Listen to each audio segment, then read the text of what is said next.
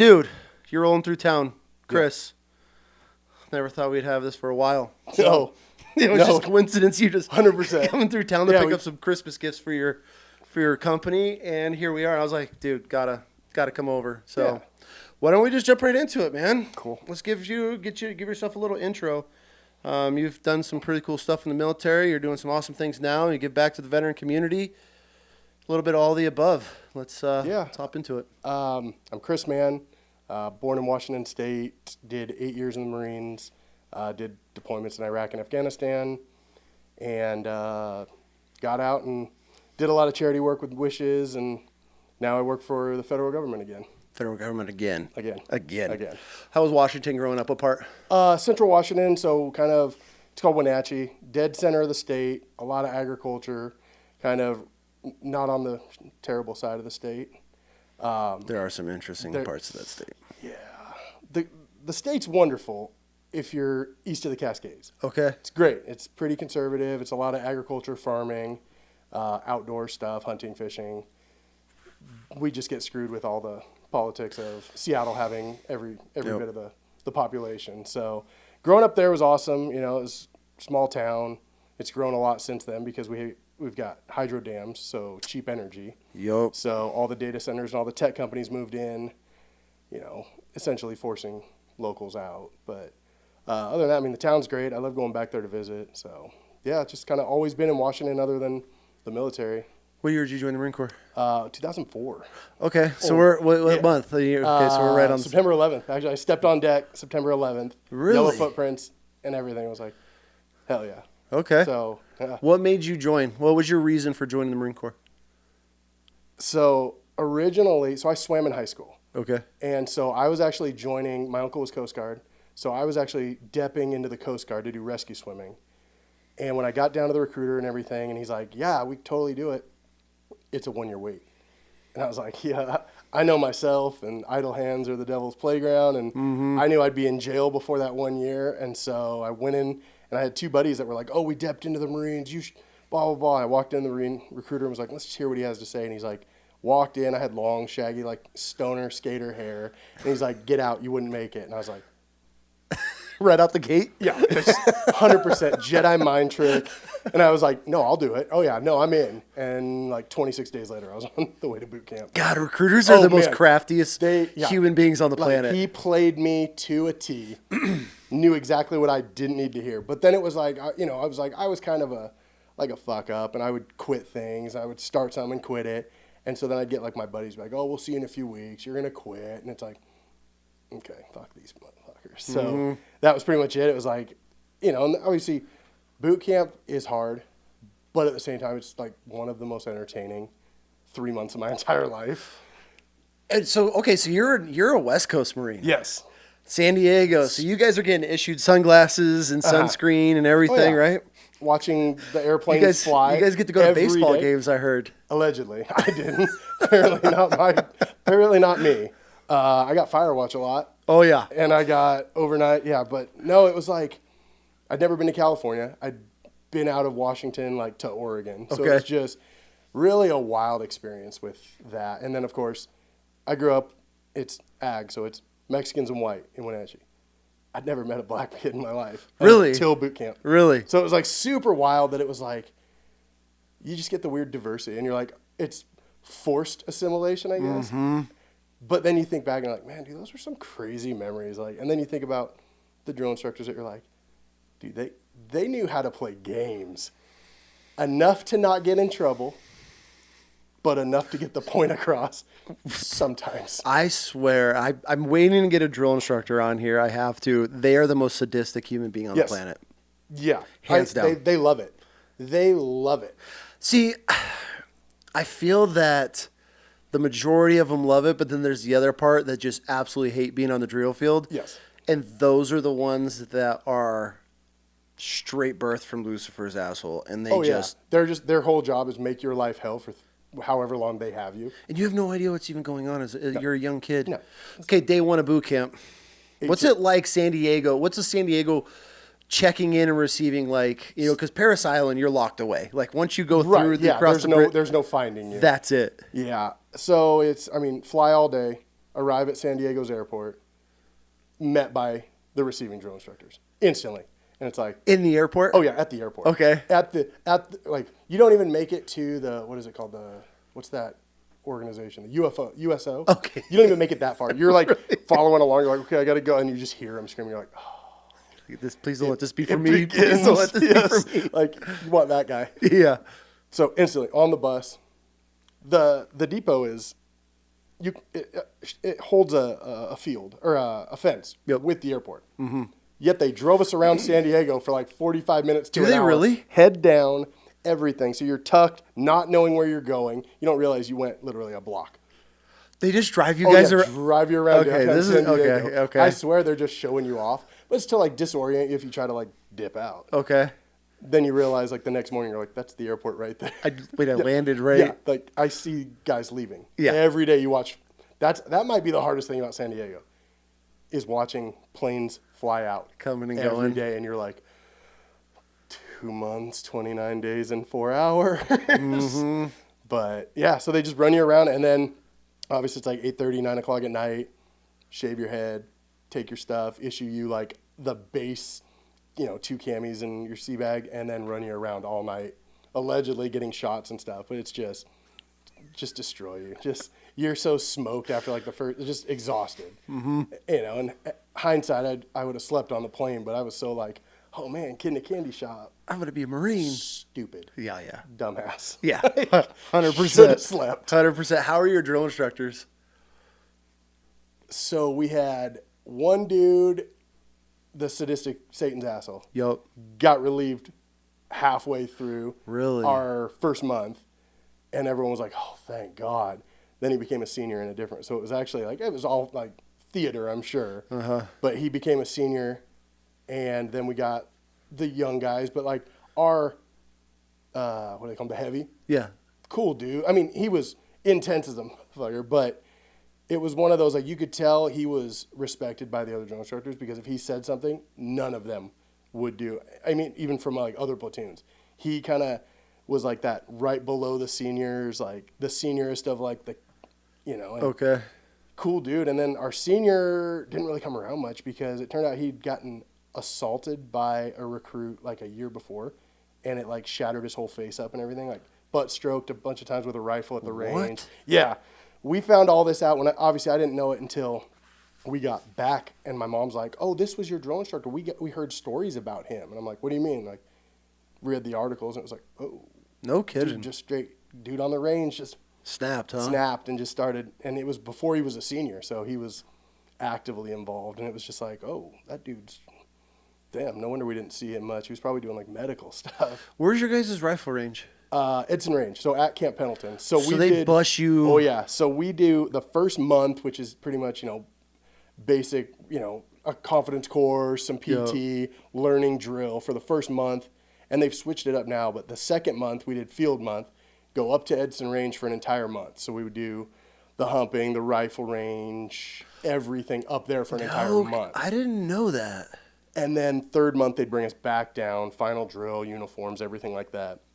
I guess they've since switched it up to where they bus them up to do the Reaper at the end, so they get their eagle and anchor. So we would That's cool, I guess. Okay. At the top of the mountain, and then they come down, do it on the parade deck. Mm-hmm. Us, it was like, cool, we've been absolutely murdered, and now we have to come back for another month, and then wait. So seeing it the way they rearranged it now, it's like, that would have been so much cooler. Like, bus us back up there, let us do the final, the Reaper, finish it, and then get the EGA that. And I was like, that'd be way better, but I didn't have a say. So how's the rifle range for you guys? I mean, because you're on Camp Pendleton, so you're not, like, we're isolated. Yeah. Especially on Paris Island, the rifle range is even farther tucked away, so you're by yourself. That was some of the worst times on the rifle range for me. So they made a rule, phase 2, on the range, no hazing, because we all have live rounds.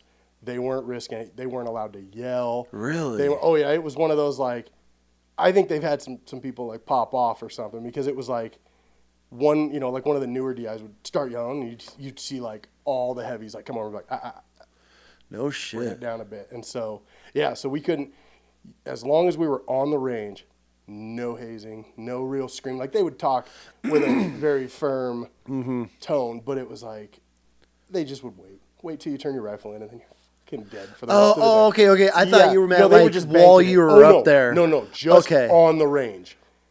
Edson Range, the actual base, the little camp is all hell breaks loose. Oh, I bet. I mean, there's places you can hide. They'll tell you. I mean, I-5 goes right through the middle of it. Yeah. And so they'll be like, you want to leave? Right there. There's no fence. There's the highway. Go. Where was Edson Range? Okay, so coming down south of Las Pulgas, north of Del Mar. You know the naval sign that says like honor, courage, where the right cats across are? the street. Oh, okay, where all those confidence courses are. Okay, all right. That's Edson Range. Okay. And so, yeah, I mean, a month up there, and it's dirty, it's dusty, it's windy, and then you get the coastal breezes. So I was there November, so you get that nice California coastal breeze in the morning, just everybody with pneumonia and stuff. Yeah, right. So, but yeah, I mean, good memories though. Dude, we were on the rifle range once with recruits, and I'll never forget this kid. He goes, "Sir, there's somebody at my target," and everyone's in the prone, we're standing behind, and that's live fire. This, the markers, the silhouette. Not this. Well, the like actual the pin shot marker fell off, and the recruit panicked and climbed out of the pits. So dumb. And is reaching, and we're all standing there watching this kid climb out of the pits as it's the whole line of fire is going on. And this kid climbs out of the pits and grabs the marker and dips back down, and then the target goes down and pops back up with the marker back in it, and they ceased fire. Oh yeah. All hell breaks loose. Everybody's going wild. They end up, going down, and the kid comes out sitting in a cart. On a golf cart, one of the ones without the happened. Never saw him again. Must have tripped. Never saw him again. He disappeared right there on the spot. Shocker. Yeah, that was one of the wildest things on the range there. Dude, they had me. I'm gonna have my buddies on that I was in boot camp with. I had to drill with a trash can on the range. So I was on fire watch. I had to take the trash out. The metal trash cans. So like the squad base here, and then there's this giant parade deck, like a grinder behind it, like ginormous. Yeah. The dumpster's in the farthest corner. So I'm just walking. Not thinking of anything. No, I'm walking across like Diddy Bop in middle of the night. It's pitch black. There's a little private marshal just fucking off as usual. I'm dumping the trash in the trash can, and I'm walking back. And I'm like taking my. This is my 3 more hours of this. It's my freedom. I get 5 minutes to think to myself, for once I don't have a drill instructor just chewing my ass. Dude, I'm just like not thinking anything of it. All of a sudden, I just hear like in a drill instructor voice, "Port arms," and I'm like, "There's no way he's talking to someone's me. Drilling out here right now." I'm like, who's drilling? And he's like, "Bitch!" And I look up and there's my drill instructor on the third deck, screaming at me, and he yells at me like, "Port arms" again, and I'm like, boom, boom, with this trash can. This asshole starts just calling off all the rifle maintenance or rifle commands for drill. I'm out there to the winds, marching, reverse. Like, dude. You thought you were having a good time. Bro, and I'm just boom, boom, boom with this trash can, a metal trash can. Lid's falling off of it. I'm putting it back on. He's drilling me around, right? So he drills me to the bottom steps. He's like, "Put the trash can down, bitch." And I'm like, put it down. I'm like, "Motherfucker, you're going to get yours." Marches me over to, so we were lead series, and we in follow series, and dude, for some reason there were the rivalry between lead and follow. I don't know if the drill instructors hate each other or what, but it was embedded in us. He marches me over there and stops me, and he's like, "Follow swallows, tell them." And I'm looking, I'm like, "Sir?" He's like, "Bitch," and I'm like, "Follow swallows." He's like, "Louder." I'm standing outside their squad, 3 squad base, screaming, "Follow swallows." I don't even know what it means. Like, I'm just screaming, "Follow." All of a sudden, lights start turning on in all the squad base. All 3 doors, bloop, bloop, bloop, start. Like a zombie movie when like they get overrun. Recruits start pouring out of these squad base. I'm standing there at attention, screaming, "Follow swallows." I look back at my drill instructor. He goes, run! Like, and I hear the panic in his voice. He's about to get me beat up. Yeah. Oh, he's going to get, yeah. I straight dude, I was clearing, and I could hear them. I was straight like zombie apocalypse movie. I could hear these kids just running, and I'm like clearing flights at the same time, and I dive at the squad bay. I fly in there, skid across the floor. Every recruit in their beds, because we were there. They could hear everyone's dying, laughing. Yeah. And I was just like, and they're like, motherfucker almost got me killed. Like, he's just like, get back to work, bitch. And I was like, just picked up a broom and start doing dude, something. I was like, what in the hell? They're sadistic. Almost got me killed. We had a kid, kind of looked like Buddy Lee. Actually, that's what they called him. Like dungaree kid, big glasses. Fishbowl glasses. They put him in a trash can. Oh, God. And made him drill hopping around, and they called him R2D2. Oh my God! And all he was allowed to respond was beep beep beep diddle diddle diddle. Oh. The whole, I mean, when we're doing like in the squad base, are like, we're gonna do rifle shit, and then there's him. You hear clang clang. Try to hold your bearing with a fucking little Buddy Lee looking fat kid. You can't. No. And they're just like, look, there's one of them somewhere that's like, all right, he laughed. They're all dead. Oh, yeah. Take a note. Dude, I was getting hazed one time. I might have told this before, but I didn't know I graduated boot camp and didn't know how to disassemble and clean an M16. Believe that or not. My rack mate. That makes sense because there was a lot of hazing going on during that time of the day.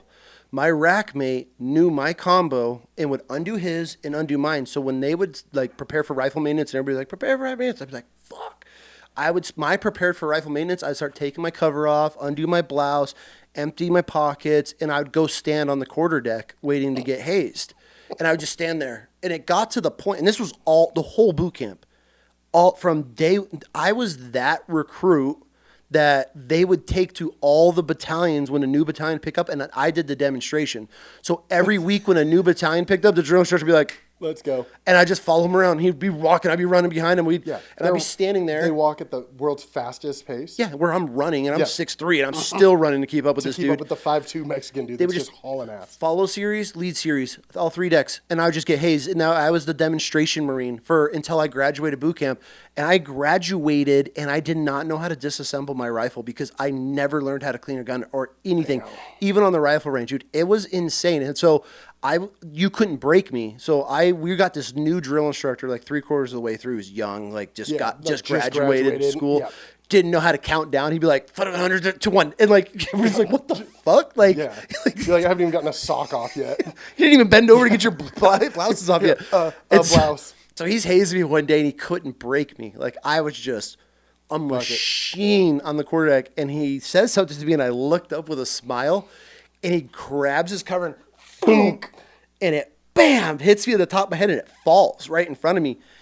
That son of a bitch had a schedule written inside of his cover, and I'm over it, and I'm reading it, and it was like, it was like 00, wake the recruits, 0630, slay the hose, march to chow, slay the hose, march home back to squad base, slay the hose. I was like, this motherfucker, we're getting slayed no matter what. That's when I was like, you guys could be perfect, and you're still. And they already had it scheduled in, and I was just like, I'm telling you, they gotta fill the day. Sucks. They gotta fill the day. Yeah, what do you do with 70 kids that are just fucking off all day? Yeah, dude, I had to go to training down in MCRD. We had one of my work. We had to go, and it was just happened to be at MCRD. This is on the civilian side? Yeah, on the civilian side. Last year, went down there, and now they've co-integrated MCRD San Diego now. Used to be just males, all females went to Parris Island. Yeah. Now they have female drill instructors, female recruits, everything on Parris Island. Okay. But it was so wild because it was January, which I guess that's their slow time. Yeah. But it was like 30 recruit platoons. Tiny, like, because recruiting is so feel bad. Like that. Like, I'm talking 3 drill instructors. I wonder if that's a good or a bad thing. I mean, because it's less kids to screw up. And less that are going to slip through the cracks. But you can't get away with nothing. You can't get away with anything. And so I had me, one of my guys, and then 2 of my regional officers with me. And I'm like, I saw him like taking a recruit away, and I was like, oh, get in the car. We're going to go drive over there. I'm in federal plates. I don't care. I'm going to do whatever I want. Drove over, parked, and just watched this female just getting smoked. And one of the senior guys he's a retired Marine. The other one was Army. Mm-hmm. Had never seen hazing before, like that way. And he's like, is she going to stop? And I was like, yeah, she's got probably 5 minutes in. Girl got up, put her blouse on. Nope, starts over. Down again. I'm like, just watching this female drill instructor just murder her. Really? And I was like, oh, at least some things are still, dude, they're still doing it. The female drill instructors at Parrot, they were the scariest because it's the shrill, that high pitch. You were brainwashed, I sir, to everything. Oh, yeah. And so we never crossed paths with the females only on the rifle range. That's the only time you ever saw female recruits, or at church. Everybody was religious at boot camp. Weird. I found Jesus that year. Everybody finds Jesus because that's the one spot on that whole entire place that you can't get messed with. Mm-hmm. Those church services were maxed every week. Everyone's like, my little light of mine, with the little moonbeam. You know?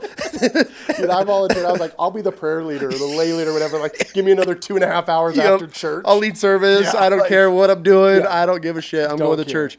But I'll never forget. We're walking out of the chow hall, and we're getting formation. And I was fourth squad leader at the time before I got fired from that. So I'm in the front, and this kid comes out of the chow hall, and there's these 2 female drill instructors standing there. And he's running, and he stops and looks at them both and goes, "Good afternoon, gentlemen," and like double salutes them. Dude, I was like, that doesn't look right. And I know I'm new, but that's not how you do it. Double salutes them, and oh my God. And then they're just screaming at him. But you're so used to saying, "I, sir." They're like, fucking Matt. And so he couldn't. And like, so every time you'd see a female drill instructor come, you're like, ma'am. And they're like, got a problem? No, sir. And you're like, fuck. Like, there was, no matter how you tried to prepare yourself for saying ma'am, could never happen. You were just so brainwashed from sir. Jesus, yeah. Boot camp, dude. Dude, it's, when you think about, like, remember, like, the people that couldn't march? Foot, you know, like, I can't force myself to not walk normal. And to see some of the stuff that some of those kids do, you're like, ooh, how? How's your brain making you do that? Yeah, why can't you figure this out? Yeah, You're just walking. walk. Just walk. Take a longer stride. That's it. Full 30. That's it. Like, full 30. And dude, when your arm is following your leg, you're not a moose. You know? Like, how are you not? I had a kid next to me. His name was Revis. I'll never forget him. I couldn't probably tell you 5 people from my boot camp, but this dude is ingrained in my soul. We would be marching at night, and he was one of those, they called him, what was the Gomer pile? Gomer. They called him Gomer pile, and they'd flip his cover up, and he had these big glasses. I felt bad. Like, looking back at it now, like, I was like, damn, dude. Bullied bad at boot camp by the drill. Like, but he was just, I would love to have known his MOS, because there's no way this dude was infantry or anything, like, active. That's the one. He, you know, 100% yeah, he's the one, infantry. And probably stormed a bunker and kicked in all these doors, and he's probably got a fucking Bronze Star or something now. But yeah, he couldn't march, and he would like swing his arms. So when we'd be marching in the morning and we have our flashlights, and you know, Paris Island, I'm there January. When do we go? Yeah, January. Yeah, so it's winter, cold as shit. Isn't cold. And the only reason this dude's in my brain because he would swing his gorilla arms. And this dude, he's a big guy, too. He's just this big, dumb animal. And he somehow would rake his flashlight with my knuckles. But not like once. No, like every other. Every couple. And you just, dude, like, it finally came a time. And, you know, the fuse is short. We're marching. And he whacks me. And I look at him like, do it fucking again. Yeah, like, do it again. And my flat moonbeam flashlight, for anybody wondering what a moonbeam is, the dumbest nickname for what was a pen, an ink stick or something? Yeah. Anyways, it's in this hand, so I like marching, and I'm like, and I'm watching him, and I'm timing him, dude, and he does it again, and I cock back, boom, and I hit his hand so hard it knocks his flashlight out. You just like get this drill instructor that comes from behind and just rips him out of formation. I felt kind of bad, but it was one of those things. Every time we marched anywhere after dark or like early in the morning in the chow or whatever, he would just scrape his flashlight down my knuckles, and oh my God, like, he was one of those. Just like walked like he had like heavy briefcases, like Eeyore, dude. Just like he would just like slumber, and he would get us in trouble all the time. Yeah, It was so whole, bad. Like, walk with discipline. It was so bad whenever we had to do like competition drill and stuff. They'd like if make him sit out. He was on fire watch in the platoon. They would make him be. Yep. I'm like, they're not risking their scores. No. Like, who is this dude? Is this just an ape? He was probably a perfect Marine. He was missing a chromosome or two. Like he just couldn't run. He couldn't like when he's there. Like dude, like I'm like, where are you from? Like. This is the Dominican Republic, probably. No, I don't know what he was. He wasn't. He was a mix of something. But good Lord, I remember looking at him like, "This is what you want him to do, huh?" It might be lack of options though too. Like, probably wasn't going to college. Just imagine the most IT tech dude ever that like has never left his mom's basement, and one day was like, "I want to be a Marine." He's like, so. Magic the Gathering's been fun. Yeah. Now I'm going to join the Marines. Yep. And that was it. And so I'll never forget him. The only reason I remember his name is because he used to whack my knuckles with his flashlight. Right. And it would just, Yeah. So, MOS. So, started out as the 03. Okay. And lat moved to 0431, which is the logistics and embark. Okay. Because I wanted to have a career after. What? I knew I wasn't going to do 20. That was the big thing. Okay. So, it was like, set yourself up for success. What made you want to go infantry? Did you even know what you were getting yourself into? Really? No, I wanted out of Wenatchee. Okay. Literally, and it was like he could have probably been like, "Hey, you want to be a open contract? You'll probably be like a space station sniper," and I'd have been like, "Yeah, sounds great." I didn't care. I wanted out.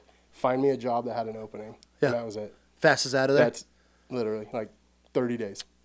I wonder if recruiters have a harder time now because a lot of vets, especially Marines, I can speak for Marines, don't go infantry. No, well, nobody did any research, especially right after 9/11. People were like, just sign me up. Let's go. I'm one of them.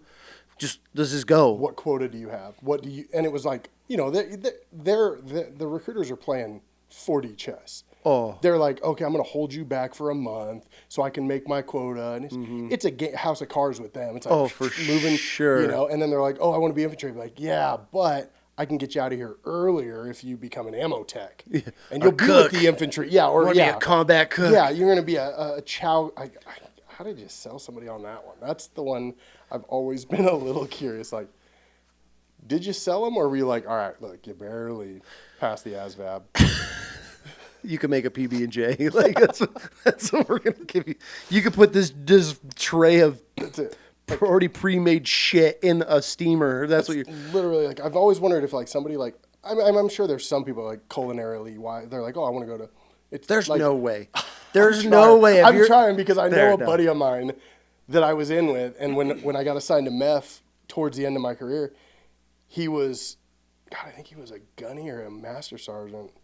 And he was a cook by trade, and I had never met a cook. I was like, and he was a good dude, totally, but it was like, did the recruiter have to work hard, or was it like this is what we can do for you? I wonder if a lot of them are open contracts. That's what I'm wondering. Ours was an open contract. Like, open contract, like I don't care, or I'm not qualified for 99.6% supply or cook. It's kind of. But what I'm saying now is like, do you think it's harder now that these kids are smart and research everything? Like they know what job, like, oh, I want to do this job. Which branch of service has anything close? Mm-hmm. I want a bonus. That's the big one. I got a re-enlistment bonus. That's it. Yeah, I would never even have thought of asking, do I get an incentive for joining the Marine Corps? I was so desperate to get out of there. Yeah. Like it was like, they could have been, I could have left 5,000 on the table, 10,000, who knows? Didn't even ask. Yeah. I didn't ask shit because my recruiter, dude, he whited out on my, and I can say this now, I'm sure he's out of the Marine Corps now, but that dude, I tore my meniscus in high school playing ball, and I had chronic asthma growing up.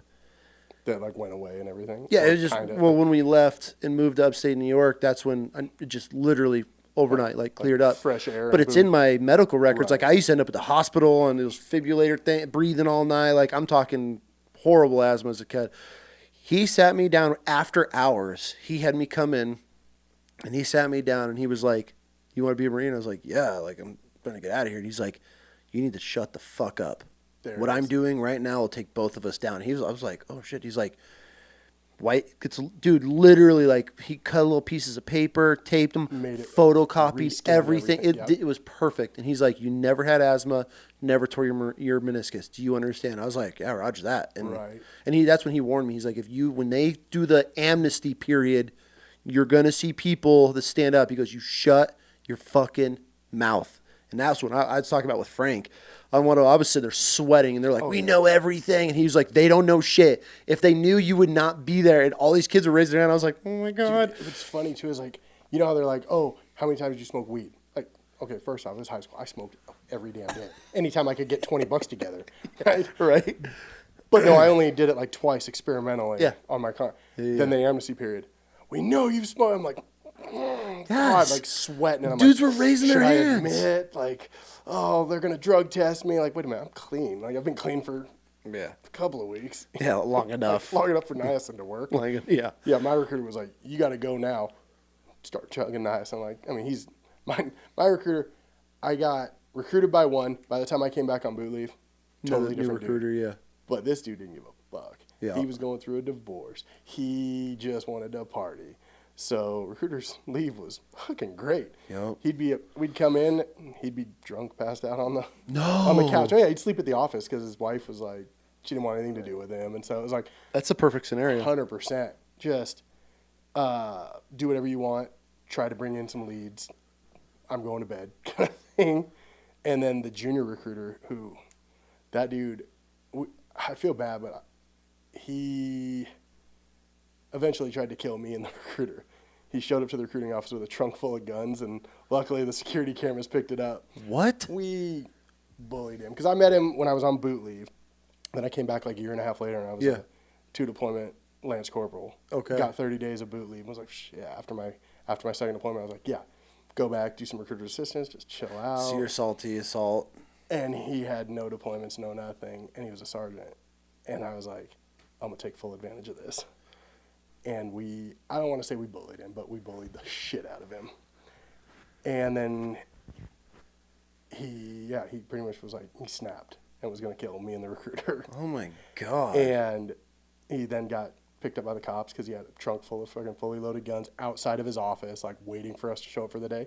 I had just gone back to my unit, so I was like, oh, shit. No shit. Dude snapped. And it was like one of those, like, years later, we bumped into him because I was at the casino home, I was out by then, and it was a Marine Corps birthday, and so me and the recruiter met up, had a few drinks, and he walked in, he's like, oh, a shot for all the Marines except that fucker over there. I'm like, shit, here we go. Still remember? Oh, yeah. You still held it? Oh, my God. The recruiter did. He kept fucking with him. And I'm like, dude, let it go. Like, I'm not trying to actually have to fucking smoke this dude this time. And it was just like, no shit. There must have been more bad blood with them than anything, but I definitely, like, pushed a little bit too hard. I mean, it was like, dude, what are you going to do? Like, you haven't deployed. Yeah. I've been in for an eighth of your fucking time and kind of thing. But, yeah, kind of a cocky shit. Weird how the Marine Corps does that. Right, how he breeds that. Yeah. So after you get off recruiter duty, what unit, what did you go to first? So first unit was 1st Battalion, 3rd Marines out in Hawaii. Okay. You got stationed in Hawaii? Yeah. So I got, it was great. Wonderful, not even going to lie. Because, again, kid that I'd been to San Diego, and now I'd been Washington and California, and I was like, oh, never been to Hawaii. Awesome. Minus being 18 and not being able to do anything on that island. But it was like, I mean, you go surfing. Yeah. It's like the total life, but it was like show up, literally showed up to the unit, out, flew out straight to the MEU. They were already on the MEU. Oh, so you didn't even get a chance to, like, how long were you in 7 Hawaii months. for? Oh, in Hawaii, 2 months. So you get out of boot camp, go home on recruiter's assistance. Do our thing. Straight to Hawaii. 2 months later, you're in SOI, and then straight over. Hawaii, show up, SIF gear, check in with the rear detachment commander and everything. We don't know what we're going to do. We don't know what we're going to do. Boop, I'm gone. On a flight over to Okinawa. What's Okinawa like? So when I went that time, it was not because I was like, oh, we're on the ship, workups, MEU, and everything like that. Oh, okay. And then we got back from deployment and back to Hawaii. So it was nothing really. So you just did a normal MEU? Just a normal, well, not even a normal. We went into Fallujah for that. So that was the 31st that went in. Oh, so 1-3 was heading over, And then... They went to Okinawa? Yeah, they were on the 31st MEU. So they don't do any of the West Coast MEUs because the Hawaii is technically part of like Westpac, and so it falls under 3rd Marine Division. Okay. Or is it? Yeah, it's 3rd Marine Division.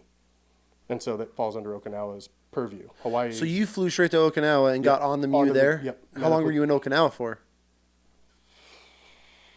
Total 14 days, 15 days. Just enough time to get acclimatized. And you're on the ship. Then off you go. Helicopter onto the ship. Did you go straight to Iraq or Kuwait? We went into Kuwait. You didn't hit any ports on the way? Not that I can remember. I mean, I was fucking like shell shocked. Like I'm 18 going, fuck am I, where am I in the world right now? All I knew was we were deploying. And it was like, oh man. So we didn't really do much. I mean, I was a boot. It was do whatever, you know. Yeah. I was mostly on fire watch and sitting down in gear watch in the bottom of a ship like. It's miserable. Yeah. You didn't hit any ports? Like you didn't do anything? No. Oh, no like Liberty ports, no. So you left Okinawa and went straight to Kuwait. How many days at sea was that? Do you remember? I mean, it's got to be a couple weeks, right? A month or so? Yeah, it was like 17, 18 days. At sea? Yeah, straight across. It's just straight shot over. Gross. Yeah. With a bunch of dudes that I'm a boot, and they're... And you don't know anybody? Nobody. I know the boots that I showed up with, and that's it. And it was like, you're about to get... my life's about to suck. And it was just like... Wait. Hadn't met squad leaders, nothing. Had no time to bond with these guys, nothing. And so you're stuck on ship. Did you have a bunch of seniors that were like deployed before you? No, because it was like the start of all the war, so nobody had deployed. So it was kind of a first for everybody. Okay, so you have that going for you. Yes, but it's still like they're, about to reenlist or have just reenlisted or just got a fat bonus because... So your life is fucking miserable. Miserable. The worst and the best. Because you can't escape. Can't do anything. I can't go anywhere. I can watch their gear while they go to chow and then hope to make it down for chow at the back end. They'd forget about you? All the time. Yeah. And then you've been on a ship. I've done 2 MEUs. How easy is it to get lost? Oh, he could disappear. Dude, I'm like... Especially if you don't know. At night, where all the Navy people that I could ask anything... are gone. It's just to bed, yeah. And I'm like, just find something. And like, I don't remember up, left, down, right, too. I'm like... Yeah, because it's just stairwells and hallways. Stairwells and hatches. And it's like, this is dumb. I hated being on ship. And I loved being on ship. I hated it. I'm too tall. I'm too tall and I'm too big for those bunks. Oh, the coffin racks? Oh my God. I don't have any sort of like anxiety about it, but I like to sleep on my side. Oh, for sure. And your shoulders touch. Good luck. I feel you on that. Yeah. And it's just like, don't get me wrong, like the rocking, like best sleep I've probably ever gotten on a ship. Mm-hmm. But other than that, it's like you couldn't pay me to get on another ship. So you know Hillebrand? I thought you might have known him by. So him and I, my second deployment, he was like one of the most senior sergeants on that. He was the most senior sergeant in our platoon. So in our berthing, all of them were like 4 coffin racks. Yeah. 4 and 4, right? I think, it was 4 and 4. And then 4 and 4, 4, and everywhere. Well, there was one section where it was a wall, and they did 3 racks. And so Hilda and I were boys, and he was like, "You're racking with me."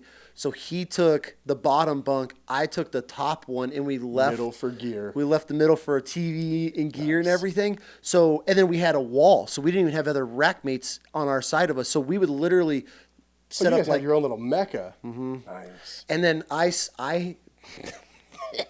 oh God, this is who I was.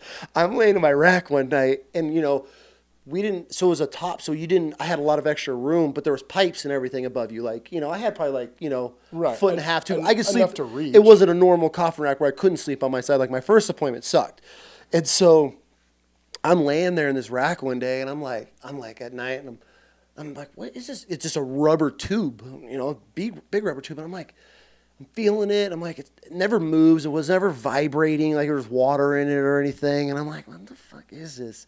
But it was always cold, like really cold. And I start tracking it one day. And I go, so the grunts. Because you have nothing better to do on ship. Right, I'm a sergeant. I didn't do shit. And you weren't splashing. No, we're like leaving one. So the grunts were in the very bow of the ship. Like if you open the bow on the deck, there's a hatch that you open. That was the grunts berthing. So like when we were in rough seas, the water would come through that hatch, fill the grunts berthing, and then ours was the wall behind them, so it would go down the hallways, and they'd all like have to move their shit in our berthing. That's ship life. But I track it, and it comes out, and it goes into the berthing, the grunt's berthing, and it's an AC pipe. And I'm like, oh, fuck this. And dude, I think we're in the Suez Canal at this point. Like, it's 150 degrees. Yeah. You can't flush your toilets the whole way through the Suez Canal. They'd let you flush once a day. So, like... What? Oh, because it's, what, the pure water? Because they dump everything into the ocean, but they couldn't dump it into the Suez. Gotcha. Because we're going to Egypt at this point. And so, it was miserable. And I'm laying there one day, and I have this knife, and I just, like, I'm like, fuck it, I'm doing it. I'm like, please, God, don't be water. Like, don't be water.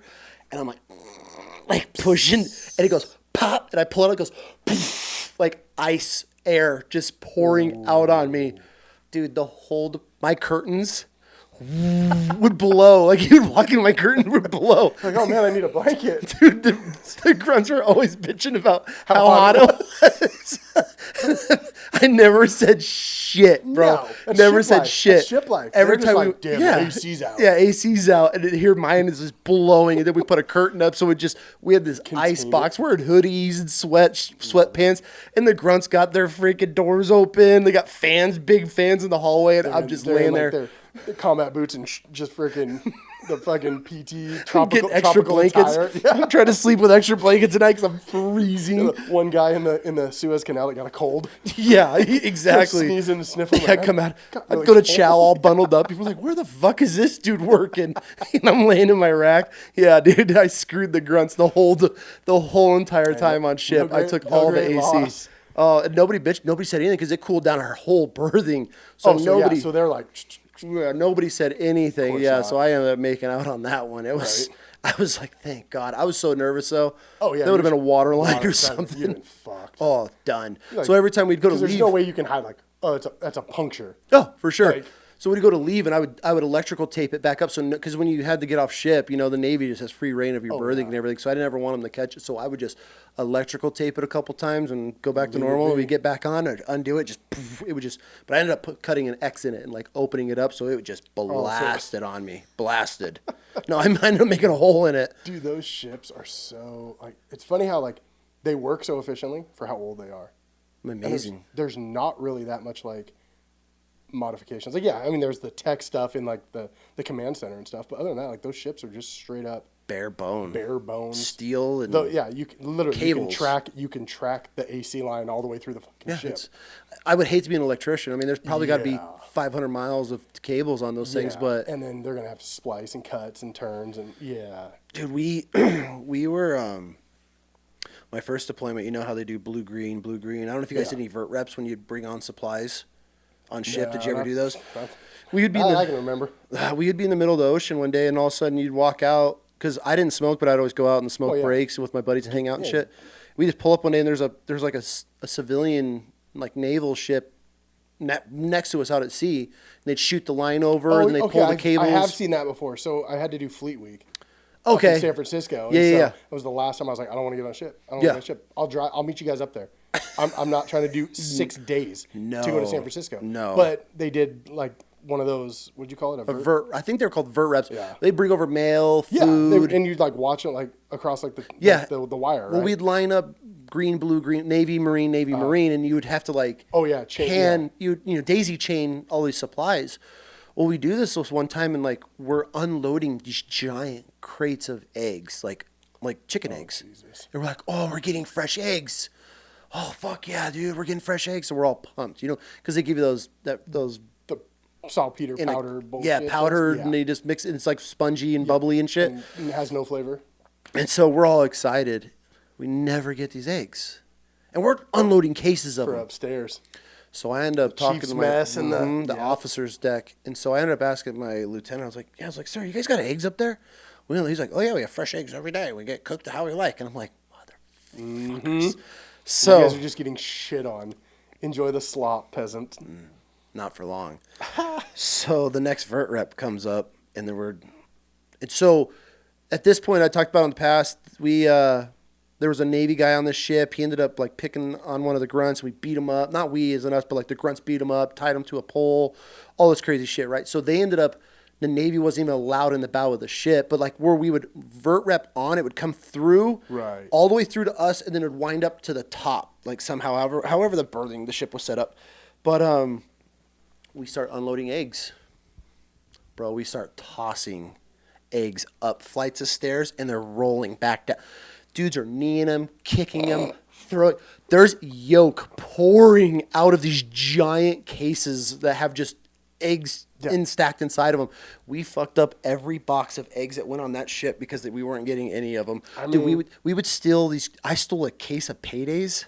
It was like 50 pounds. It was this giant box. Like I saw it in our berthing. So how it worked was when we were loading the supplies, the commissary was right down the hall from us, and then they went to the chow hall there. But our berthing was one flight of stairs up and then forward. So we would have guys up top. And so as we're getting things, the stairs are technically to my back. So I'm the guy that's like, whatever anybody wants. And so I got this box of paydays, and I just go, and I would just throw things behind me. And then I'd have 2 or 3 guys up top. They'd snatch it. They knew their job. Straight to the berthing, tuck it away. We're good. Nobody would say anything. Yeah. And so give it a week or two, and then we'd start selling that shit. Bro, everybody at the bow of that ship, including the grunts, were shitting straight paydays. Like, dudes would be like, bro, I should have paydated it. I was like, me too. It was straight paydays. That's peanuts and all. Straight up. We took everything, bro. We robbed that ship. We didn't care. Like, you're not going to leave us alone. That's it. You know who's going to get blamed for it? The supply guy. Not us. Yeah. Us falling overboard. I love ship life, dude. Ship life is like prison. Yeah, I could see that. It's very, you got your free time, you get your check-ins, and then it's go back and do whatever you want. Yep. You're locked up all day. You work out, you sleep, take a nap, do it again, repeat. Always had nice gyms. Or at least decent, like practical gyms. Not bad. Functional gyms. Wasn't bad, yeah. Yeah. They had enough to get the job done. That's where I put all my size on, was on ship. Yeah. You need to work out to the wave. Right. That's the hardest part, is like bench pressing. Like, do not drop this. Do not drop this. Yep. Or you're trying to. Oh, yeah. You want to talk about like an internal core workout? 100%. Like, stabilizer muscles on fire.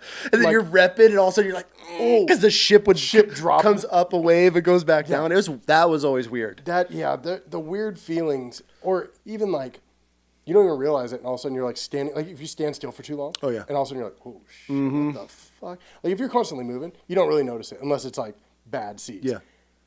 But when it's like, oh, I'm just kind of chilling, you're just sitting there, and it's like, uh-oh, like, I'm going to, here it comes, kind of thing. And then you get off ship, and you get the vertigo after that. It's like the ship legs or whatever. Yeah. It's like your sea legs. God, I'm starting to get nauseous again the next night. It's like, damn, so you didn't go through the equator, you didn't get your shell back or anything? Nothing. That sucks. You just went straight to Kuwait. Straight over. Yeah, straight over. Did you go to the Kuwaiti naval base? We just came in on the port because we had all of our vehicles and everything. We just offloaded and fucking mobbed in. What year was this? 04. Early 04. No shit. Yeah. So you guys are ready to rock and roll. So this is right after the initial invasion? Right after it, yeah. What was that like? The Wild West. Really? I mean, it was kind of one of those, like, obviously, like, no armor, no nothing. Like, you guys are running soft shells? Soft shells for everything. So, but this is pre-IEDs. Yes and no. Okay. Like, they were figuring it out, but, like, mines were the big one. It was mines. Okay, yeah. And there's mines everywhere no matter what, because those countries, just they bury them for That's all they do. But it was the same thing with, like, Iraq and Afghanistan, because Afghanistan was 05, and it was, like, soft shells. They would, like, we had the high backs, and instead of the tarps, we just put, like, a steel, like, half-inch steel sidewalls. You could still see out, like, be in the back of a troop carrier Humvee, just be looking around. Sniper's wet dream. And then a little bit of metal on the sides. Some sandbags on the floor. Seats. No, not even that. Didn't even do that. No, nobody wanted to dig. This is 2004? 5 on this one. Okay. 4 was put a thing of Constantino wire on the front of your hood. Yeah. There's your that's to pick up anything. That'll protect you. This is a spool of Constantino wire. Logic. Yeah, there was no anything. Like, we didn't have what are they called? The Warlocks, or what were they were supposed to put the EMP out. Was that Warlock? Yeah, I think so. Warlock was like the original one, but we didn't have them on all our vehicles.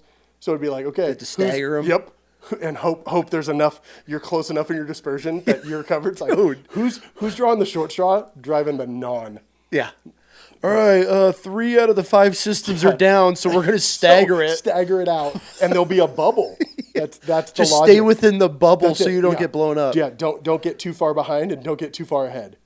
Yeah, where's that in the Marine Corps commercial? Fucking dust and dark. Yeah. I can't see. I've ran into fucking where they would like, you'd have like the dirt roads and there would put like all of a sudden on the left side, we'd all be rolling hard on the left and it's so dusty. And I just ran right into like mounds of dirt. Yeah. Just see shit. Yeah. Couldn't see a thing. And somebody rolled behind me like, you good? I'm like, yeah. I had one. We couldn't even shut our door. We had it cargo strapped from the other door to hold it shut. Were these soft shell ones with the frame? No, it was a set, like they put the metal door. Okay. But it was didn't latch. It was still a troop carrier. Yeah. But yeah, the door didn't latch, and like the mechanism, like that hard, like really piece of shit, like the cable. Yeah. And so couldn't shut the door, so it was literally run a ratchet strap through the little side window, around to this other door, and that's what'll hold you. So good luck getting out, unless your buddy, your fucking co-pilot over here, undoes the ratchet so you can get out. Janky shit. Dude, it never surprises me. No, and then of course we were running trifolds and stuff. Like we got what's a trifold? The old flak jackets. Oh yeah. Okay. Yeah. None of the over the top fancy stuff yet. Trifolds with like, I mean, it's just like just dirtbag stuff. Yeah. Like literally like the hand-me-downs. It's crazy to think that like that's how they prepared their military troops. Like that's how they just sent us off to war. Yeah. Like straight one level above like Vietnam gear. Literally, I'm pretty sure I like used a better flak jacket in boot camp for like swim qual. Yeah. Than what I had for the fleet. Until second deployment, we finally got like the nicer trifold. Yeah, like the Coyote trifold. It's oh, like, okay, ooh, okay. I can blend in. Yeah, right. Still dog shit. How long were you guys in Kuwait when you landed? Or A couple of weeks. Oh, so you got to acclimatize? Workups, get everything settled. What's the atmosphere in your platoon? I mean, obviously you have are you learning people at this point, or are you still just getting hazed every day? No, not even the hazing. It was literally a lot of I was just the bitch. Okay. It was just bitch work. Like, you know, we're going to be convoying in because, and so it's just one of those like, you know, get fuel, get stuff ready, get gear checks. It's boot work. Boot work. It's just. There's no anything. Like, okay. I mean, it was so weird because like that's such a blur because it was like, you know, I'm 18. I'd never experienced anything like this before. Yeah. And I don't know what's about to happen. Yeah, it's like, okay, cool. We're going to Iraq. Like, shit. So you go from Washington to San Diego boot camp to Hawaii straight to Okinawa on a ship to Iraq or to Kuwait, within a matter of less than 6 months. 7 months? That's wild. Yeah, it was like that's wild chaos. We'll call it like baptism by fire. Yeah, 100%. I mean, it was one of those like I had no idea what I was going to do. Like after first deployment gets back, and it's like okay, we're going to start workups. We're going to Afghanistan now. Mm-hmm. Now I know guys. You know, now I've got a chance to. All right, these are the tight group that I'm going to be with. Mm-hmm. And then I mean, it was like boom, we're back. 5 months workup, started workups. Yeah, and we did 6 months of workups. And then went and ripped out one of our sister battalions in Afghanistan. So it was like, that was probably, honestly, that's probably my favorite deployment too. Well, what was Fallujah like at that point? I don't want to skip Fallujah. Yeah, fucking hell. Why? Patrolling every day, kicking doors, like no idea what I'm doing, just being told what to do. And it was just kind of that Wild West. Like they had the mission, they wanted the city, they'd given the orders, get out, you know. But then it was like I think it was like Syrians were coming in and backfilling all this. It was wild because with me, it was like, do what you're told and, you know, kind of thing. But it was like, I couldn't imagine like being leadership and as far as that goes, like having to think about like, okay, we go through this door, there might be a guy that tosses a grenade. Like, you know, we had like... Was it a lot of action for you guys in Iraq? Yes. Really? Yeah, we had guys, which kind of a bummer. He didn't get the Medal of Honor, but he should have. He jumped on a grenade in a house. They said that because he was shot in the head when he entered the house, that his reflexes pulling the grenade to him wasn't... Do you remember his name? Rafael Peralta. Really? Yeah, he was a sergeant, and everyone that was there knew it, and these are people I believe, you know, when they say it, that he grabbed it, not that, you know, he was brain dead and muscle reaction to pull.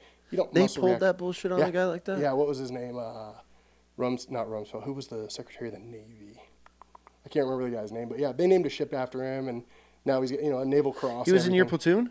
No, he was in my battalion. Okay. Yeah, but it was like, so guys that I knew, and when they say that we're in the house with him, yeah, he saved our lives and this and that, and yet the Navy and the Marine Corps said no, he'd been shot in the head first, so it was a involuntary muscle reaction to grab a grenade. What? Doesn't seem like something you're, kind of thing, and so they fucked him on that. Damn. Yeah. What was your first firefight like as a 18-year-old kid? Do you remember? No. It was a blur. It's one of those, like, how adrenaline, you just kind of, you think about it after and you're like, it wasn't like, a lot of it was, you'd hear it before, because I was never point. Okay. Because I'm boot as fuck. I didn't know anything. It was just, don't die. Yeah. And then shoot at wherever everybody else is shooting, fucking shoot and just hope. Literally, dude, I had no idea what I was doing. It was just one of those, like, patrolling, getting a firefight, contact left. All right, everybody's looking up, start seeing where everybody, just fucking start just shooting. Really? Start mag dumping. It was like small city, and then we had the industrial parks and stuff, but it was just different. Yeah. Yeah, and I didn't have to go out as much because I was a boot, and so it was like, they leave us back. They want the guys who are trained. I get that. And you're on a MU, so you're not there for a full year. We were there for 4 months. So that's quick. Quick. Their total MU, I think, was 7 months, maybe 8 tops. Oh, okay. And half of it was spent going to and there. from. Yeah, and so, it was just it was quick. It was like a baptism by fire, but not enough to where I'm going to learn anything. Like, there was no like, okay, hey, here's how a mission's actually going to work. By the time you were even close to getting in a groove, you guys are already pulling out. Or gone, yeah. Heading back home. Afghan was a completely different story. 100%. Because now there was like, you've had time to bond with these guys. You've got new boots that have come in. You're the senior. I won't go that far. I'm still boot. I was just pinned Lance Corporal. Oh, because you did back to back. Back to back. Okay. So I pinned on Lance right before we deployed again. And who'd you deploy with? 1-3 again. Oh, okay. Yeah. So you stayed in the same unit. Yeah, for those two. Okay. And then Afghanistan ripped out. It was a 6-monther, but it was just weird because like that one was. I was reading a book actually. My parents gave me a book before I left, called The Kite Runner, and it's written by an Afghani man. Named, I think his name Khalid Husani. Okay. So they gave me this book as like hey, you're going to Afghanistan. Here's a book about Afghanistan. And it's this guy's story about growing up like pre-Russian invasion, talking about how beautiful all these places are and how this town that I'm sitting in looking at this shithole is this vacation mecca with all this beautiful grape, or olive plants and everything. I'm like, where? So you're in the locations where this guy's where he's reading and he's writing about that was like, oh, we go on vacation there. And I'm looking at it like, fuck, you couldn't pay me to come. Well, I guess I am getting paid to be here, but it was just so different. But you could see like, okay, I could see that. Like you can tell the bazaars or, like the farmers' fields, but like, so that was kind of interesting. That was like the first 3 weeks I was there, I was reading that book just because we were doing left seat, right seats and I was on fucking fire watch or, gate guard. Yeah. And so I'd sit at this back freaking Hesco, those like 4x4 Hesco jack shack and watch into darkness and a farmer's field. And what part of Afghan were you in? Jalalabad. Okay. So what's the terrain like there? Eastern Cascades, kind of that. You had that Eastern Oregon, Eastern Washington, that you had like the Cascade Mountains. Okay. We had those in the distance where we actually had bases up in there. But then a lot of it was desert, river, kind of sage. It's kind of, I guess, kind of like Central Washington, Central Oregon. Okay. That kind of landscape where you'd have like the rolling like basalts and stuff. And then rivers going through it. And then all of a sudden it would just get into like tall, sheer mountains. And you guys were doing a lot of operations out of the mountains, or were you guys in the flats? Both. We had, so the battalion was split throughout a bunch of areas. Jaff, the airfield, was the actual, like, where the battalion was. And then, I can't remember which company was it, like Khyber Pass, which was, if I'm not mistaken, it was a passage between Pakistan and Afghanistan. Okay. And so they were kind of doing. A lot of dudes were coming over. A lot of dudes trying to come over, so they were shutting down the border pretty much. And then so are you guys getting into it a lot over there, or what? A lot. A lot of IDF. Okay. Mortars. They had one of the fobs, or a cop, way up. It was called Camp Blessing, but you had to roll through IED Alley, which was just an ambush central. Every time you came in or out, hillside on both sides, rode through the middle of it to get to the base. So the perfect ambush. 100%. Just so they just line the road with IEDs, and as soon as you hit them, you're in it? Yeah, it was like I think we took our first casualty on that deployment day 6.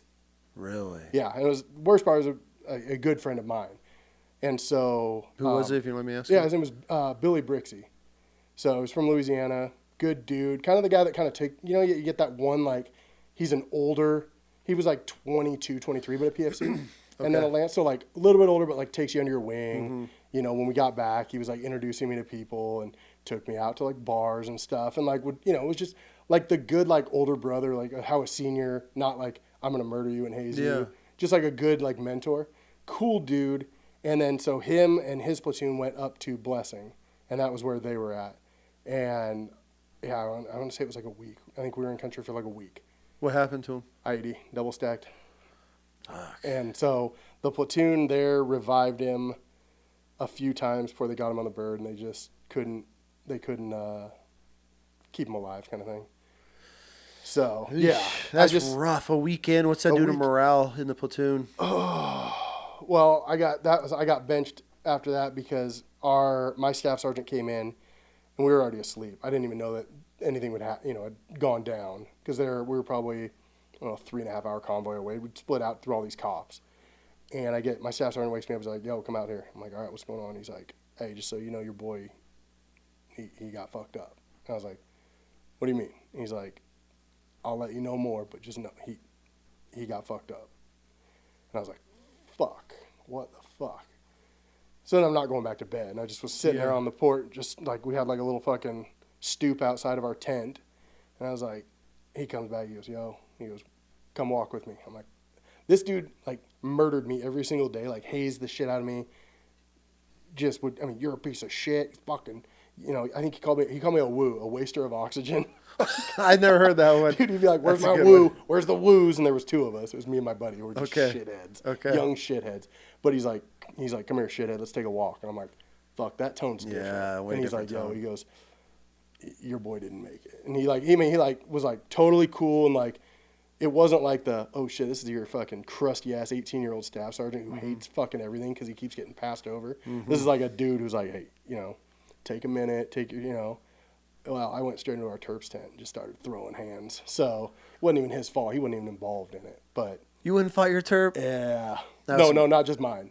There was a whole tent full of them. You wouldn't fight Terps? I just started throwing hands. Dude, I didn't know, because that's my first death that I'd ever that I was intimately like involved. Like, this is a friend. Mm-hmm. Like, there's like, okay, we took some hits, but this was like the first where it was like, oh shit. Personal. Yeah. Like one of those like, damn, that was my boy. So you went and fought the fucking I just went, dude, they were all asleep. I just started throwing hands and flipping cots. Then I'm fucked for the next like 6 weeks. I'm filling up fuel tanks and fucking walking around escorting the jingle trucks everywhere. Just can't bitch. Filling sandbags up, taking them to the other side, emptying them, filling them back up, bringing them back, making dirt move. I was good. You deserve it. I did. These poor Terps. I did, that's it. Poor Terps are trying to help. They didn't do a fucking thing. Oh. They didn't do anything wrong. And I knew I'd fucked up, but it was just like one of those like saw red and was like, oh, for sure. It's all that made sense to me at that point. Like, it wasn't, like I said, they might have been involved. Probably not. But we didn't have like how like back in later on deployments you'd get Terps who had been around the block for a minute. You're like, this guy was with 2-3 and then with 3-4 and 10th Scout or 10th Mountain and everything. No, we had like straight up dudes who couldn't speak English, and it's like, I don't know if I trust these guys. Mm-hmm. Like, they don't even have tactical gear. They're in the man jammies. Bro. So it was like, I'm thinking these were like the scummier, like, these weren't like good Terps. They were like the wheeling and dealing probably for both sides. We had a Terp. This dude was This was my first experience of like how disgusting human beings truly were. I'm in a debrief, and we got this new terp, and he's living on my vehicle. I don't know why. I always got the new terps living with me. So, a couple of them were cool. This dude was not. I come back from a debrief. I was the lieutenant's driver. He rode on my vehicle. So now, did you guys run tracks the whole time, or were you guys like mounted, like Humvees and MRAPs and shit? No, Humvees. Okay. But depending on the mission, most of the time we were ground or Humvees. That we'd parked our tracks majority. Okay. So at this point, we were running a vehicle control point in and out of a city. Built a berm all the way around the city. Only way in and out was through us. But anyways, I'm do this debrief, and I come back, and my crewman's like, "Yo, we need to talk." And I'm like, "What?" He's like, "Come in here." And I get in the back of the track, and I'm like, "What's going on?" He's like, "Hey," and this guy's name was Paulie. He's like, "Paulie." He's like, tell Bam what you just told me. And he's like, "Oh, yeah. He's like, and he goes into this story, and he's like, "Oh, you know, in my country, in our culture, it's okay to have sex with little boy." And he goes into talking about pretty much molesting children. The Jundies. And I'm like, listen to this dude talking. I'm like, and this dude's been sleeping in my vehicle, like on the floor in my vehicle for the last like couple weeks.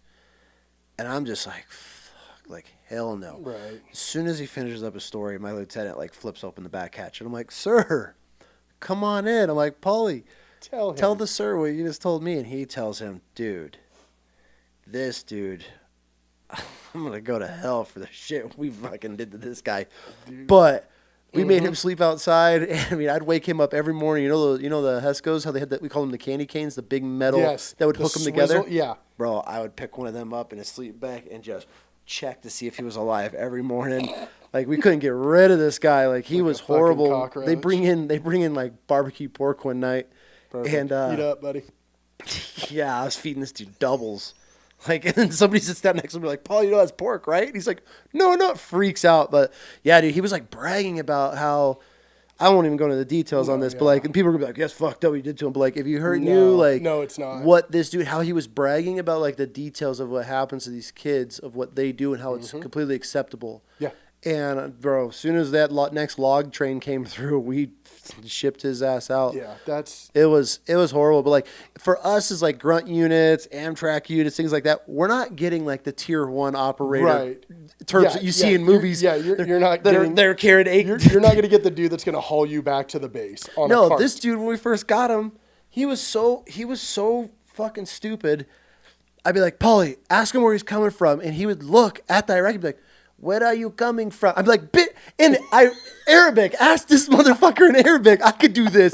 And then he would, no. And then the guy would tell him back. And then he would tell me in Arabic. I'm like, English. Like, you tell me in English, ask him, and do it every day. And I'd be like, "Why does he have all this in his car? Why do you have this in your..." I'm like, dude, I was just like, I can't handle this shit. And then that's once we found out all that. I was like, yeah, this guy's got to go. It's time to go. Got to go. And then we ended up getting this kid. He was like 18 years old.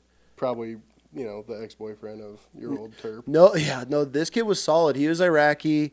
His whole family was murdered. Oof. He ran one night. He escaped while they were murdering his whole family. Ran until he found a Marine unit. They let him in, told him a story, said he wanted to help. He ended up going through the whole process, got vetted, ends up getting stuck with us. He was like 18, 19. Bro, he's no longer a practicing Muslim, I'm sure. He actually probably not a religious. He lives guy in Michigan, running a gas station. I want to like reach out. Yeah, I followed him on Facebook for years. Sick. But we detained this dude one day. Came through. He's wanted for blowing up like coalition. The old bat system where you'd scan and all that shit. This dude comes up. He's like super wanted, and we've like told this guy, we're like, we named him Ford Lincoln Mercury was his name. That's all he could say in English was Ford Lincoln Mercury. So that was his name. And bro, one day we got this dude detained, and I'm like, "Ford, be his ass." And he's like, no. I'm like, "Kick him." Like, he was just so soft, and he was just a child.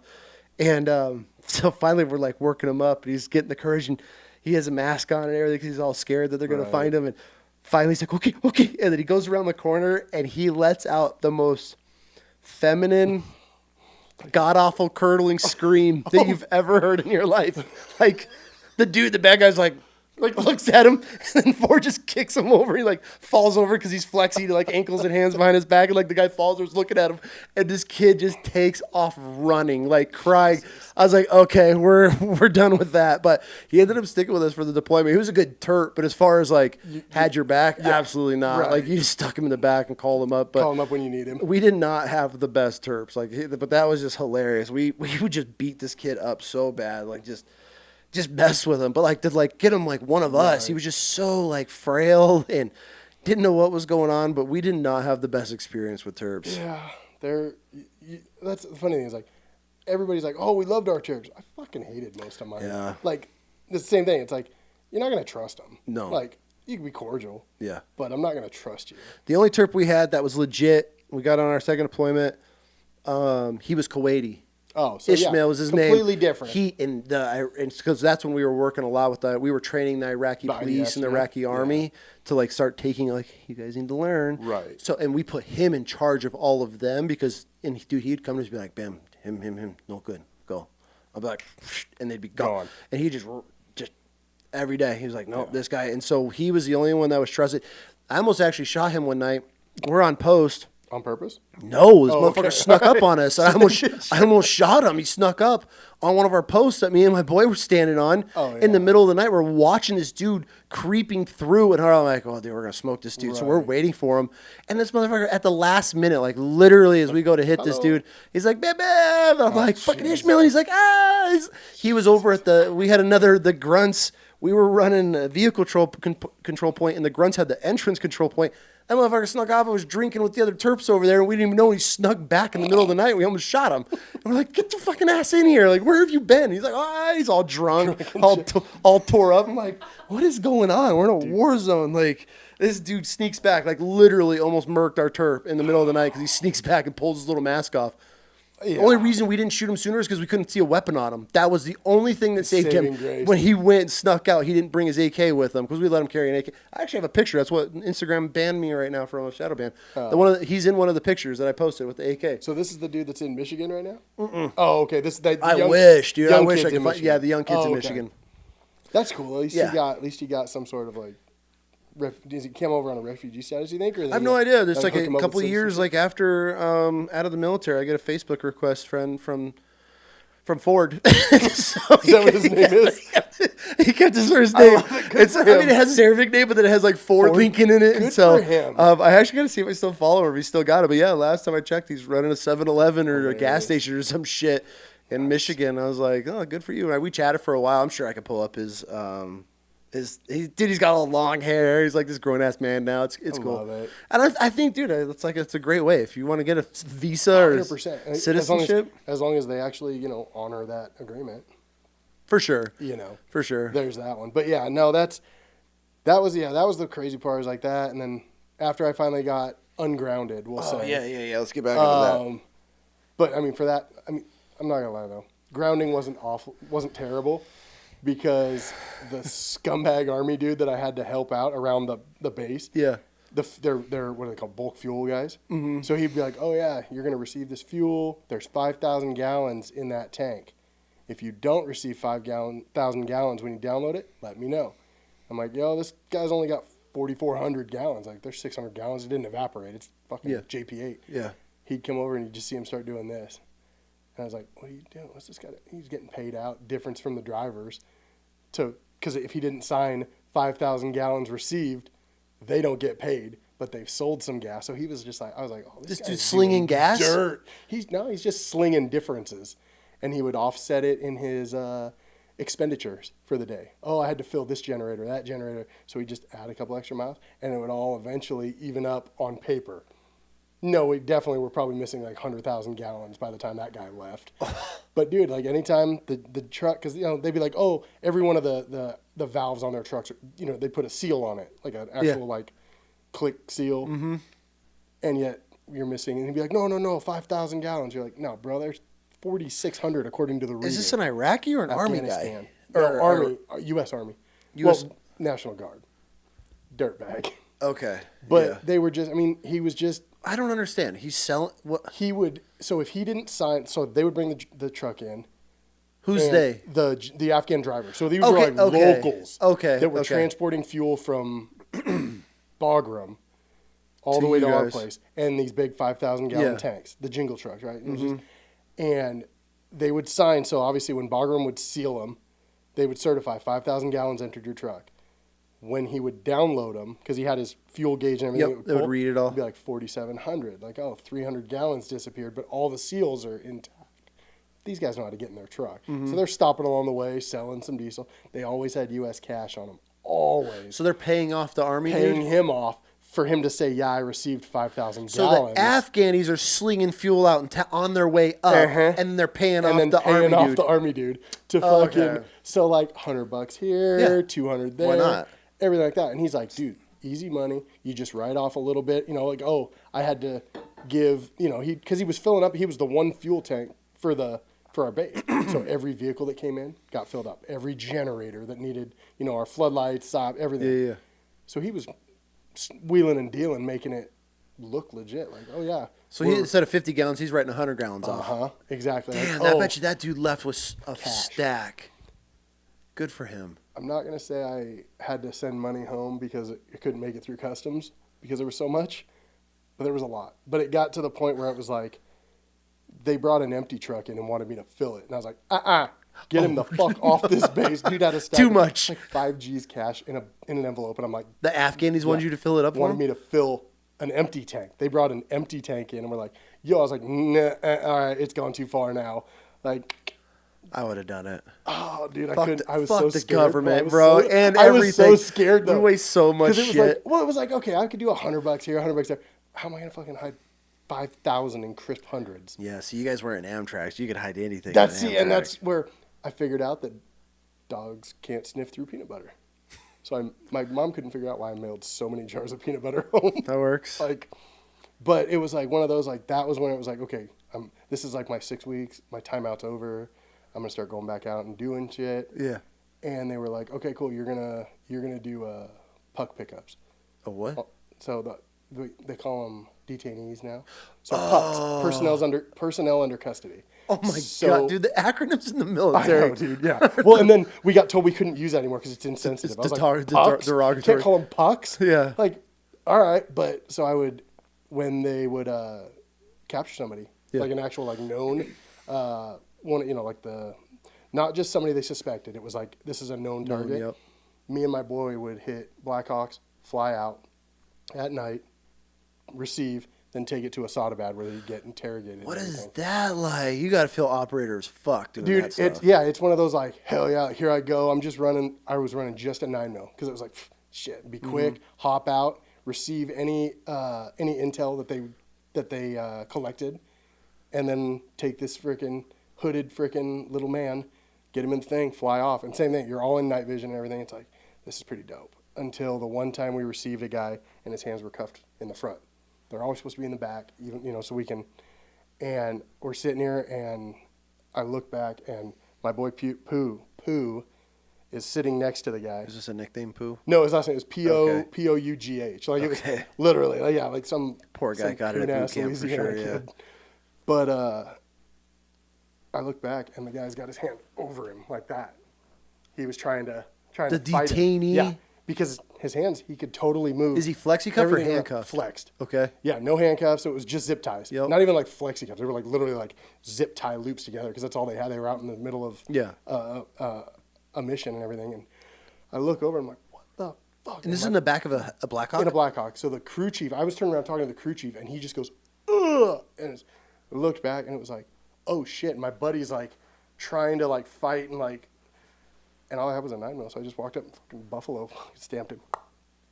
He stopped for a second, just enough time. And I was like, flipped him over while we're flying him. Got him zip tied back up. But it was like, holy fuck, like that could have gone bad quick.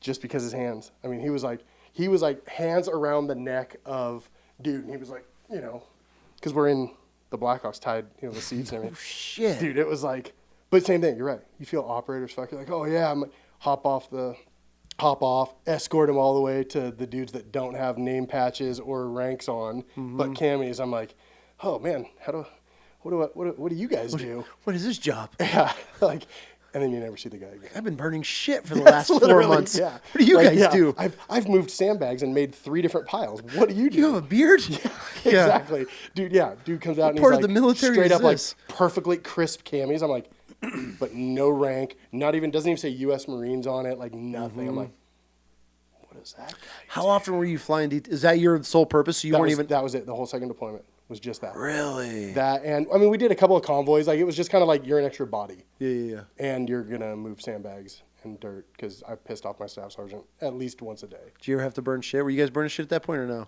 No, there we had the locals doing it. We did in Iraq. I did on my third deployment, or in 2008, we had to burn shit in Iraq. Yeah. Because you went back to Iraq in 2008? Yeah.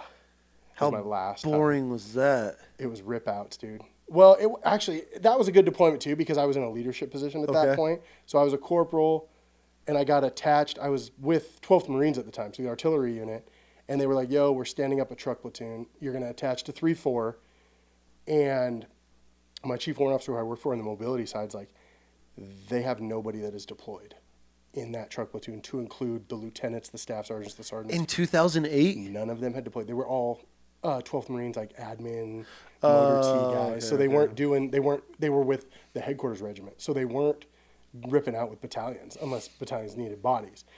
And so I was like, you know what? And this was like this was recall time too. Okay. So guys were getting recalled because we're still, So I volunteered and I'm like, you know what? Whatever. One more time.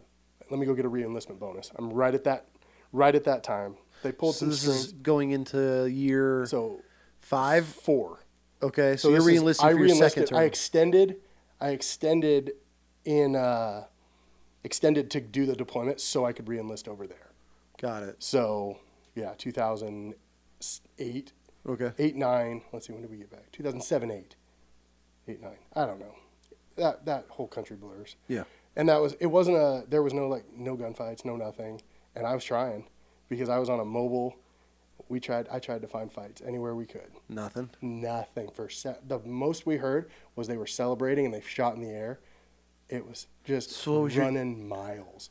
Convoy security. We were escorting KBR trucks. We'd go pick up the what are they called? The monitors. So the monitors flew into Ramadi. We were up at HIT. Our other battalion. You were in HIT? Yeah, I was at HIT.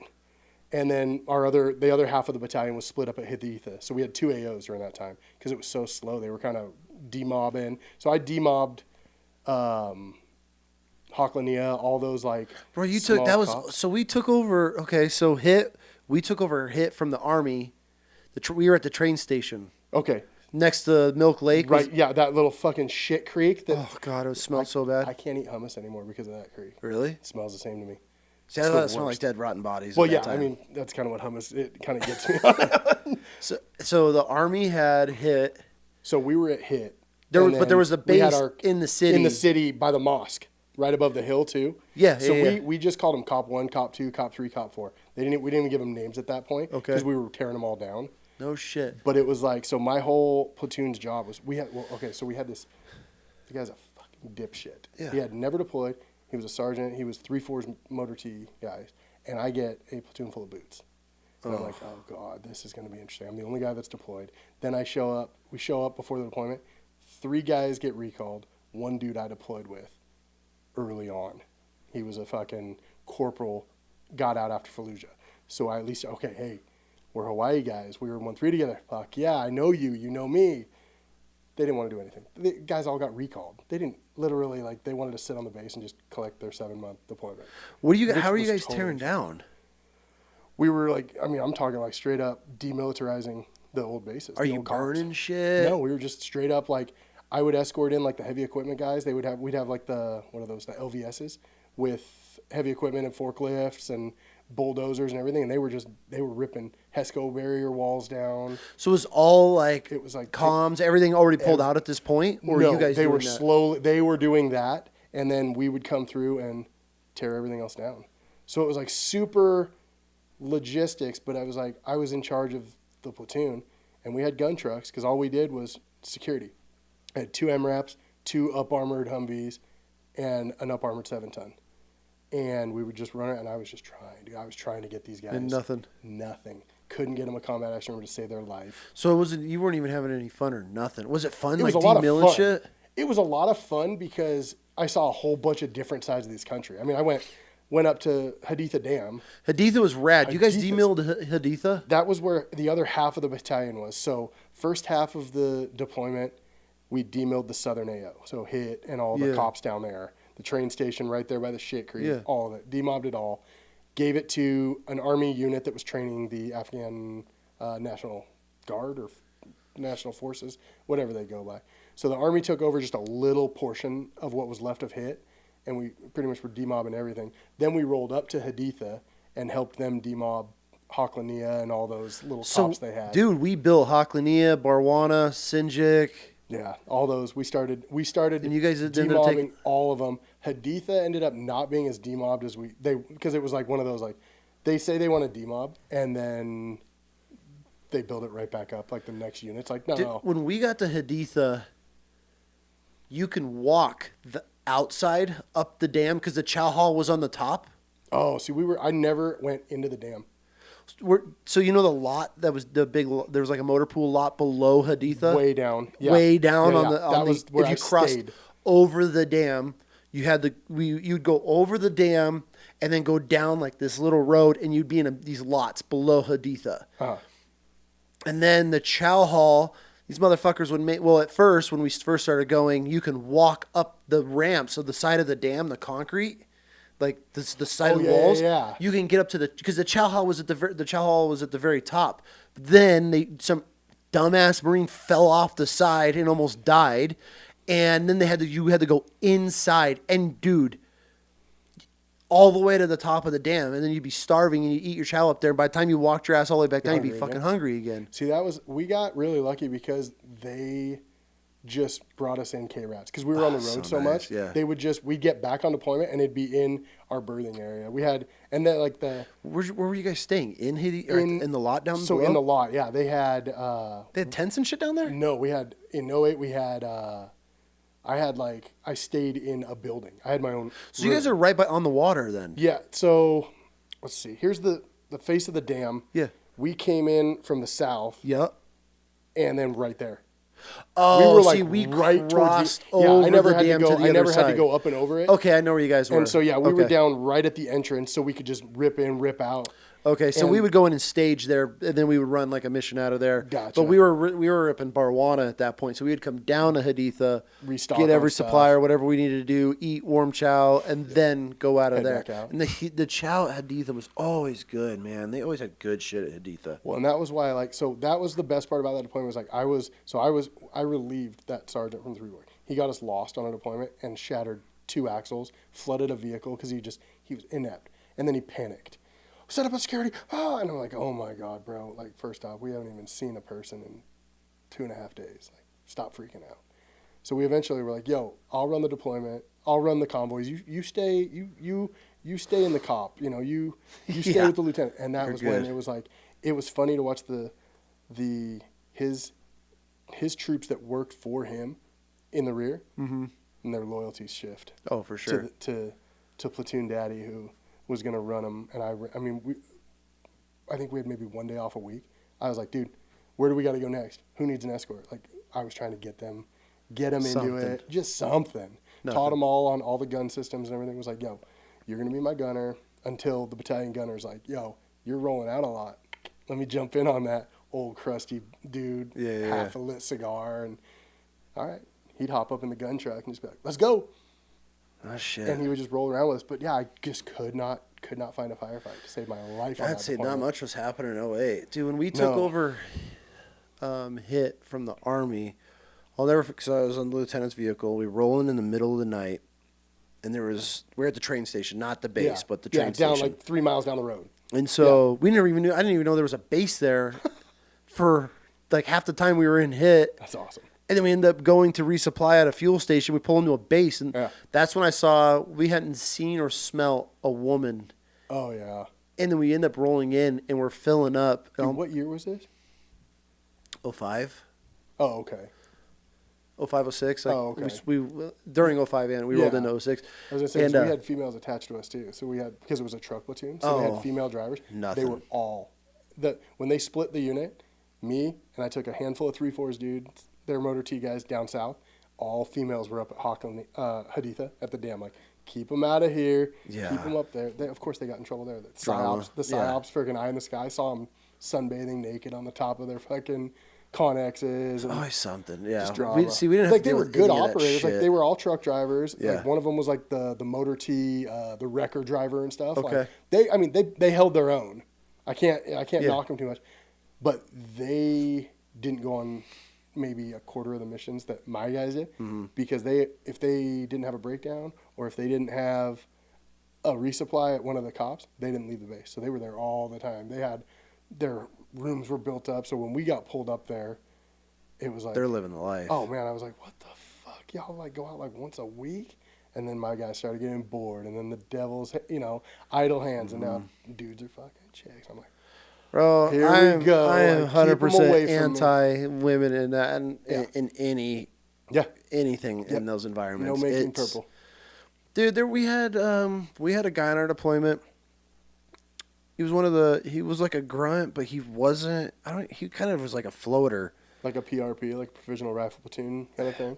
He would just jump in like the convoys, but he was hooking up with this chick, this other Marine, and they were in the last vehicle.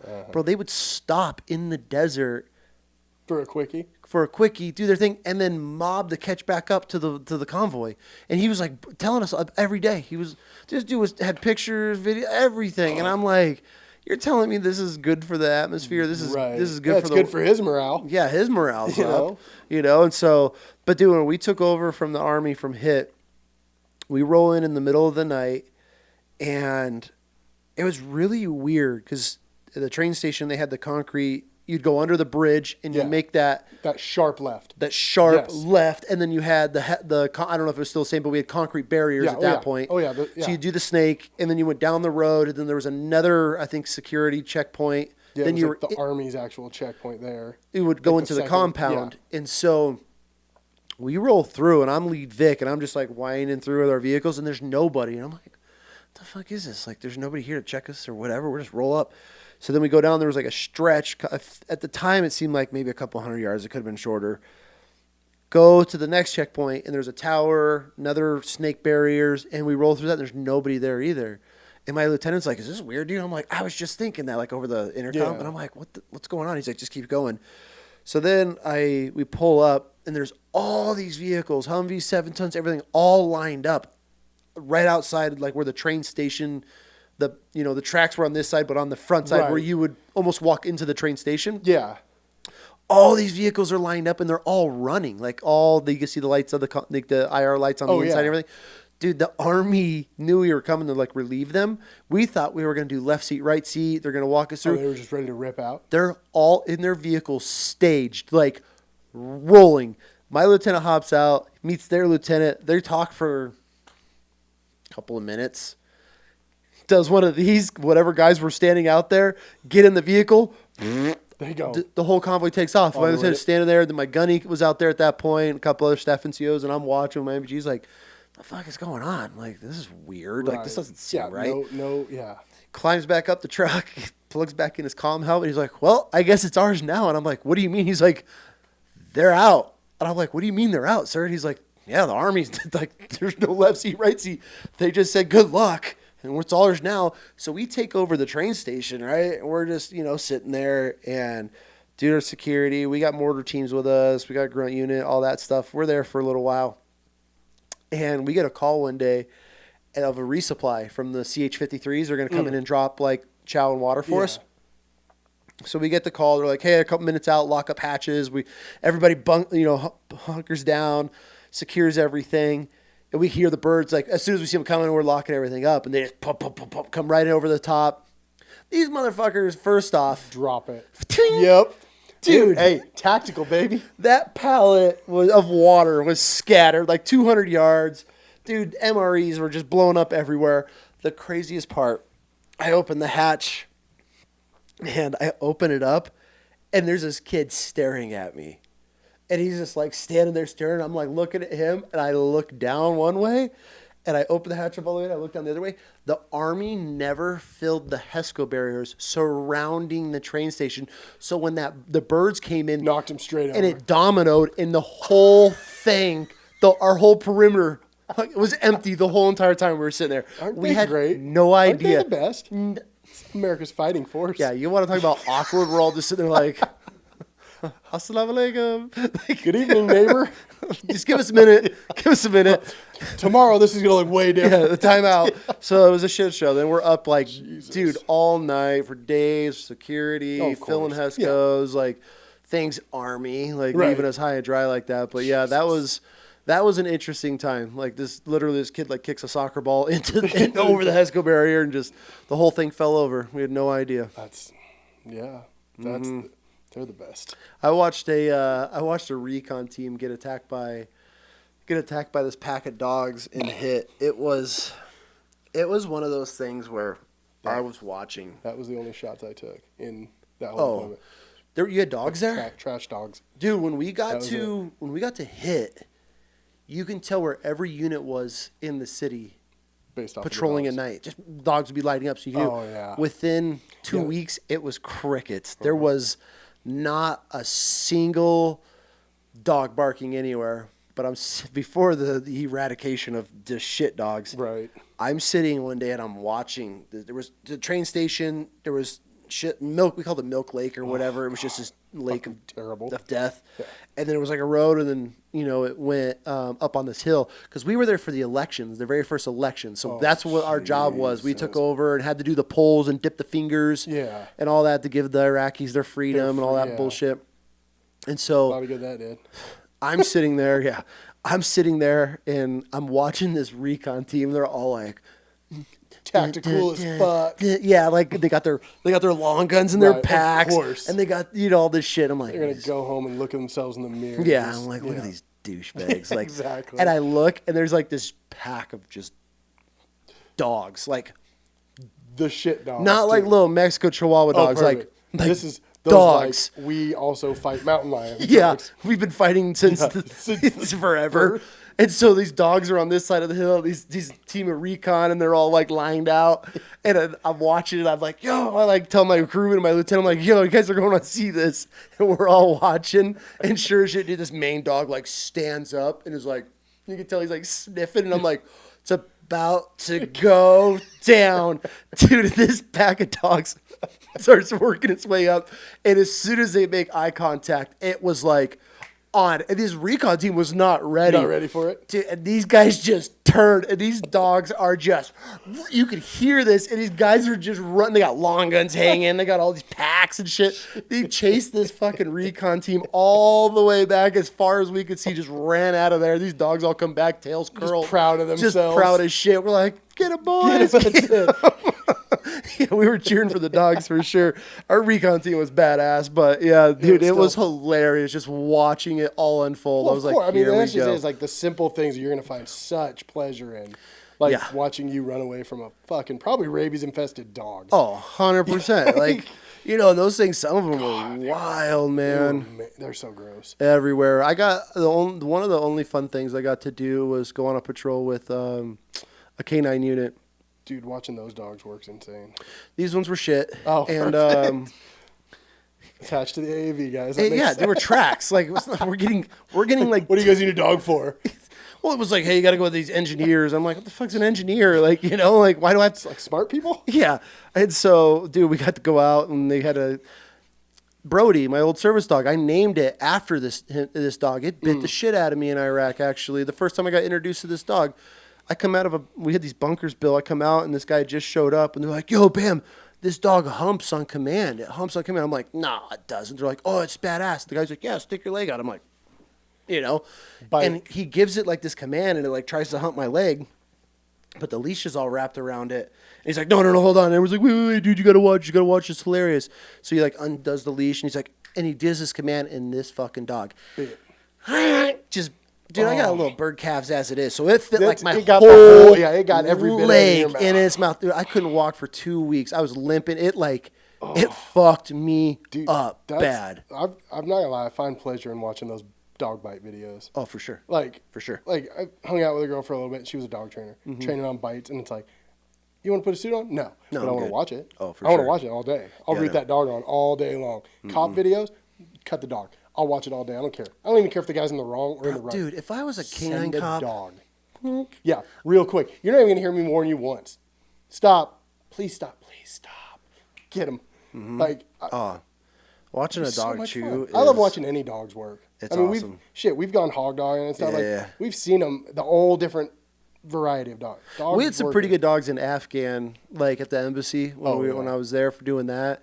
And we had this one dog. His name was Blue. It was a pit bull, the most beautiful pit bull to this day I've ever, like, I loved this dog. I actually have a picture of it. So the front gates right outside, like Masood Circle at the embassy, you know, to go into the front gate, you have the big poles. Yeah. Well, they got the rope on them so you could pull them back down. One night I'm fucking with this dog. Dude, keep in mind, this is the U.S. Embassy. And they had a pit.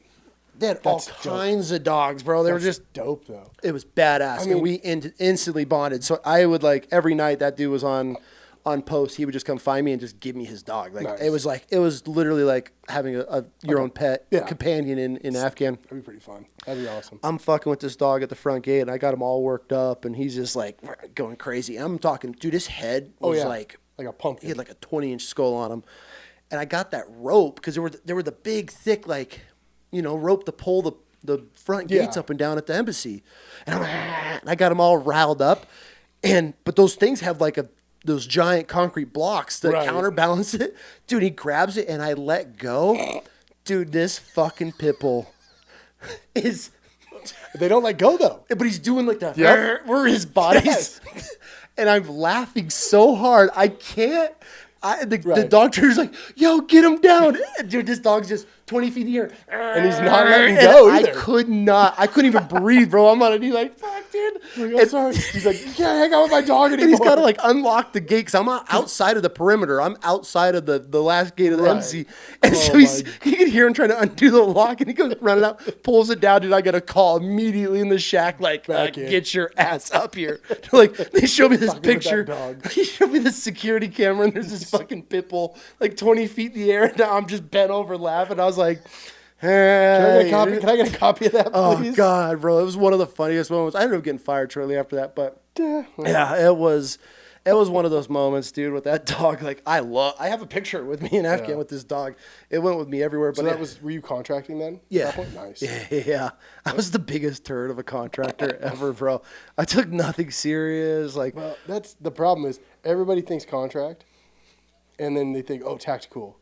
Not always. Like 99% of it aren't. It was so stupid. Like, I know a buddy that he's been a private contractor. He's going to retire. He's like 38. He's made well over millions. Oh, for sure. He comes back like 2 weeks a year and goes back. That's nice. Oh, man. He's paid. And he's like, all he does is fix his equipment, fixes stuff. Yeah, dude, it'd be like a generator mechanic or something like that, or like an AC. To have a mechanical skill set. Oh, and be a contractor. If you didn't have a family, bro. Oh, yeah. Gone. Well, and drone like, pilots now because the money's back again. You know, prior like 2012, 13, 14, when it was like, oh, you can go over and make like 100 G's. It's like, yeah, that's a lot of money. That's about what I was doing, I think. But what about them 300K contracts? Yeah, where are those? You know, like gone are those. But they're kind of coming back a little, but not. I mean, you can make a good living. Most of it's tax free. That's the nice part. It's not though. You have to spend. Certain amount of time. Don't quote me on it, but I want to say it was like 280 days a year out of the country. So dudes like, so if you come back and swipe, you have to, even like our rotation, we're 105, 35 here. But that's what they tell you. You think it's tax free. It's not. I had to pay Afghan taxes. Dude, I had my work visa, my work Afghan visa, because you get it all in there. And your Afghan taxes? Yeah. What is that, like fucking 7 rupees? Dude, your paychecks were fat paychecks, but like you look through them and you're like, what the fuck is this? Like, why am I paying? Because you're doing the math off your hourly, like you're trying to add it all up. And back then we had like electric time cards, so you'd log in and everything. Just log in, do you think? Like you do the math at work because you're sitting on shift at night, waiting for nothing to happen. You add it up and you get your paycheck. You're like, this is not even close. It's like a kid. Like if your first paycheck, you're like, I'm so rich. Like, then cool, you get it. I worked 40 hours and I make $8, so I'll get What are taxes? Yeah, that's what it was like on contract. So I don't quote me on how many days you have to be gone, but a lot of guys would fly to like some other countries that weren't falling under the U.S. There was like a loopholes. Oh yeah, but like I'm like by the on time their vacation, like in between, instead of coming back to the States, you would go to there, fly the wife out, and go on a vacation. By the time you do all that, it's like I'm just going home. So, but I ended up getting fired, so I didn't have to worry about any of that shit. But how was the embassy in Kabul though? Is it nice? Like, is it a nice building, or is it kind of an Afghani building? No, the embassy was dope, dude. Yeah. Well, so they had two embassies. They had the original embassy, then they built a new one, which was inside the compound as well. So, same compound though, still. Mm-hmm. Oh, okay, nice. It was, dude. That was one of the shittiest jobs working in Afghan on that contract. It sucked. Like, you had security for the embassy. You're treated as a cockroach. You're a turd, and it's all these dignitaries and staff assistants that.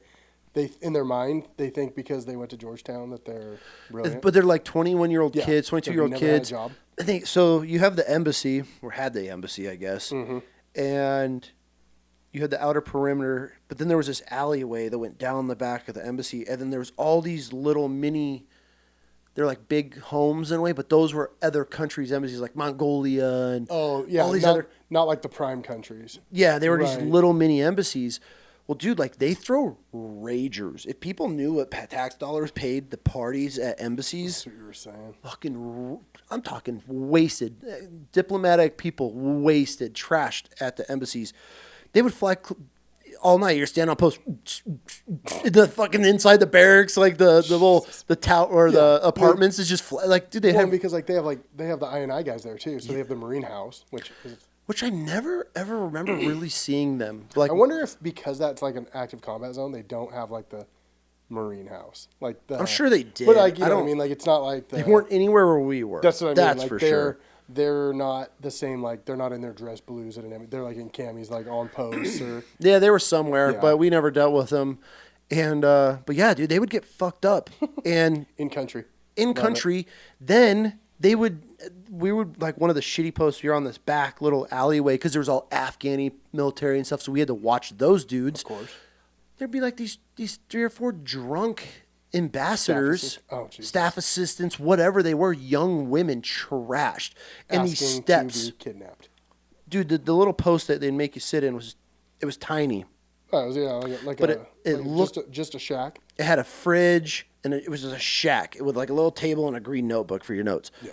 But it looked down the wall down this alleyway, and then we had another guy at the other end on another post, so we can monitor everything that was going on the backside of the embassy. Right.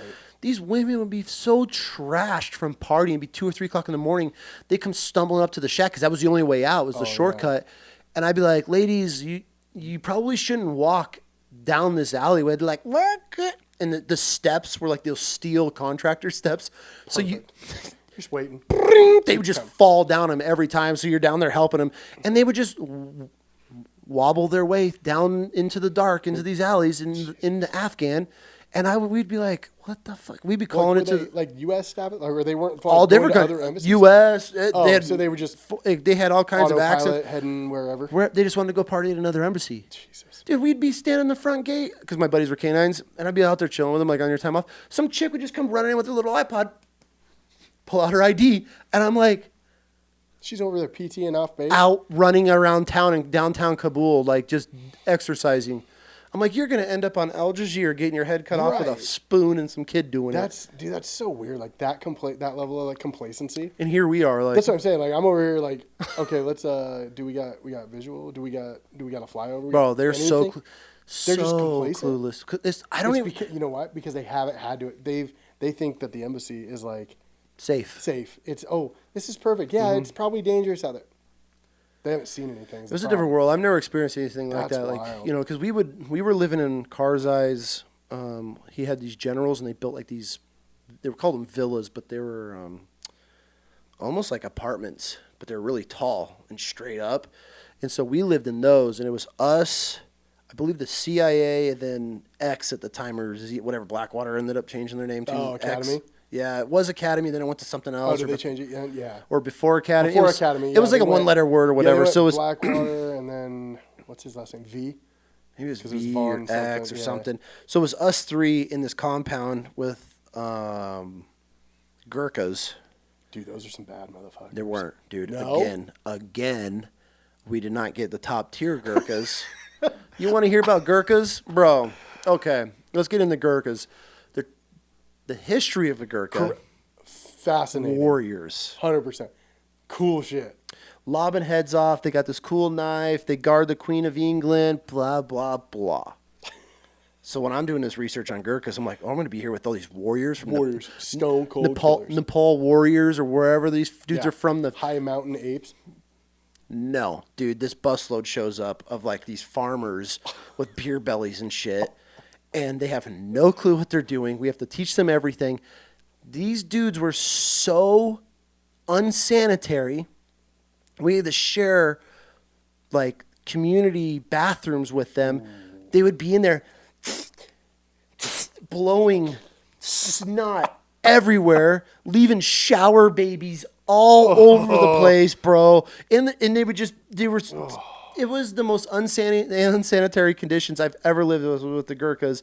We all had dysentery because of these dudes. I used to call Brett on the phone like, please just ship me anything. I'm crying because I lost like 20 pounds in 15 days over there. Dudes you could shit through a screen door, dude. Everybody was just throwing, because of the Gurkhas, snot everywhere, because they would get off before us. We'd have to debrief and all this stuff. So they would run straight to the showers, and by the time we got in there, hot water. Bro, I've never seen so much semen and snot everywhere from the. So these weren't like tier 1, like it the might Turks. not even be tier 2. The embassy was scraping, bro, and these dudes are like doing our watch. We catch them sleeping everywhere. We would just have to give them. I got stuck. I got in trouble, so they made me be a driver for the Gurkhas. You should ask Doc this story. Oh, Jesus. And I love that guy. so I load up. We're in like these Mad Max buses, and I got stuck, and they load up like 50 Gurkhas on the bench seats in the back of this thing, and I was having a bad day, dude, and I brake checked these guys, and you could hear them just compressed, just stacking. You just hear all the moans and the groans and shit. And I was in trouble, so I was already pissed off.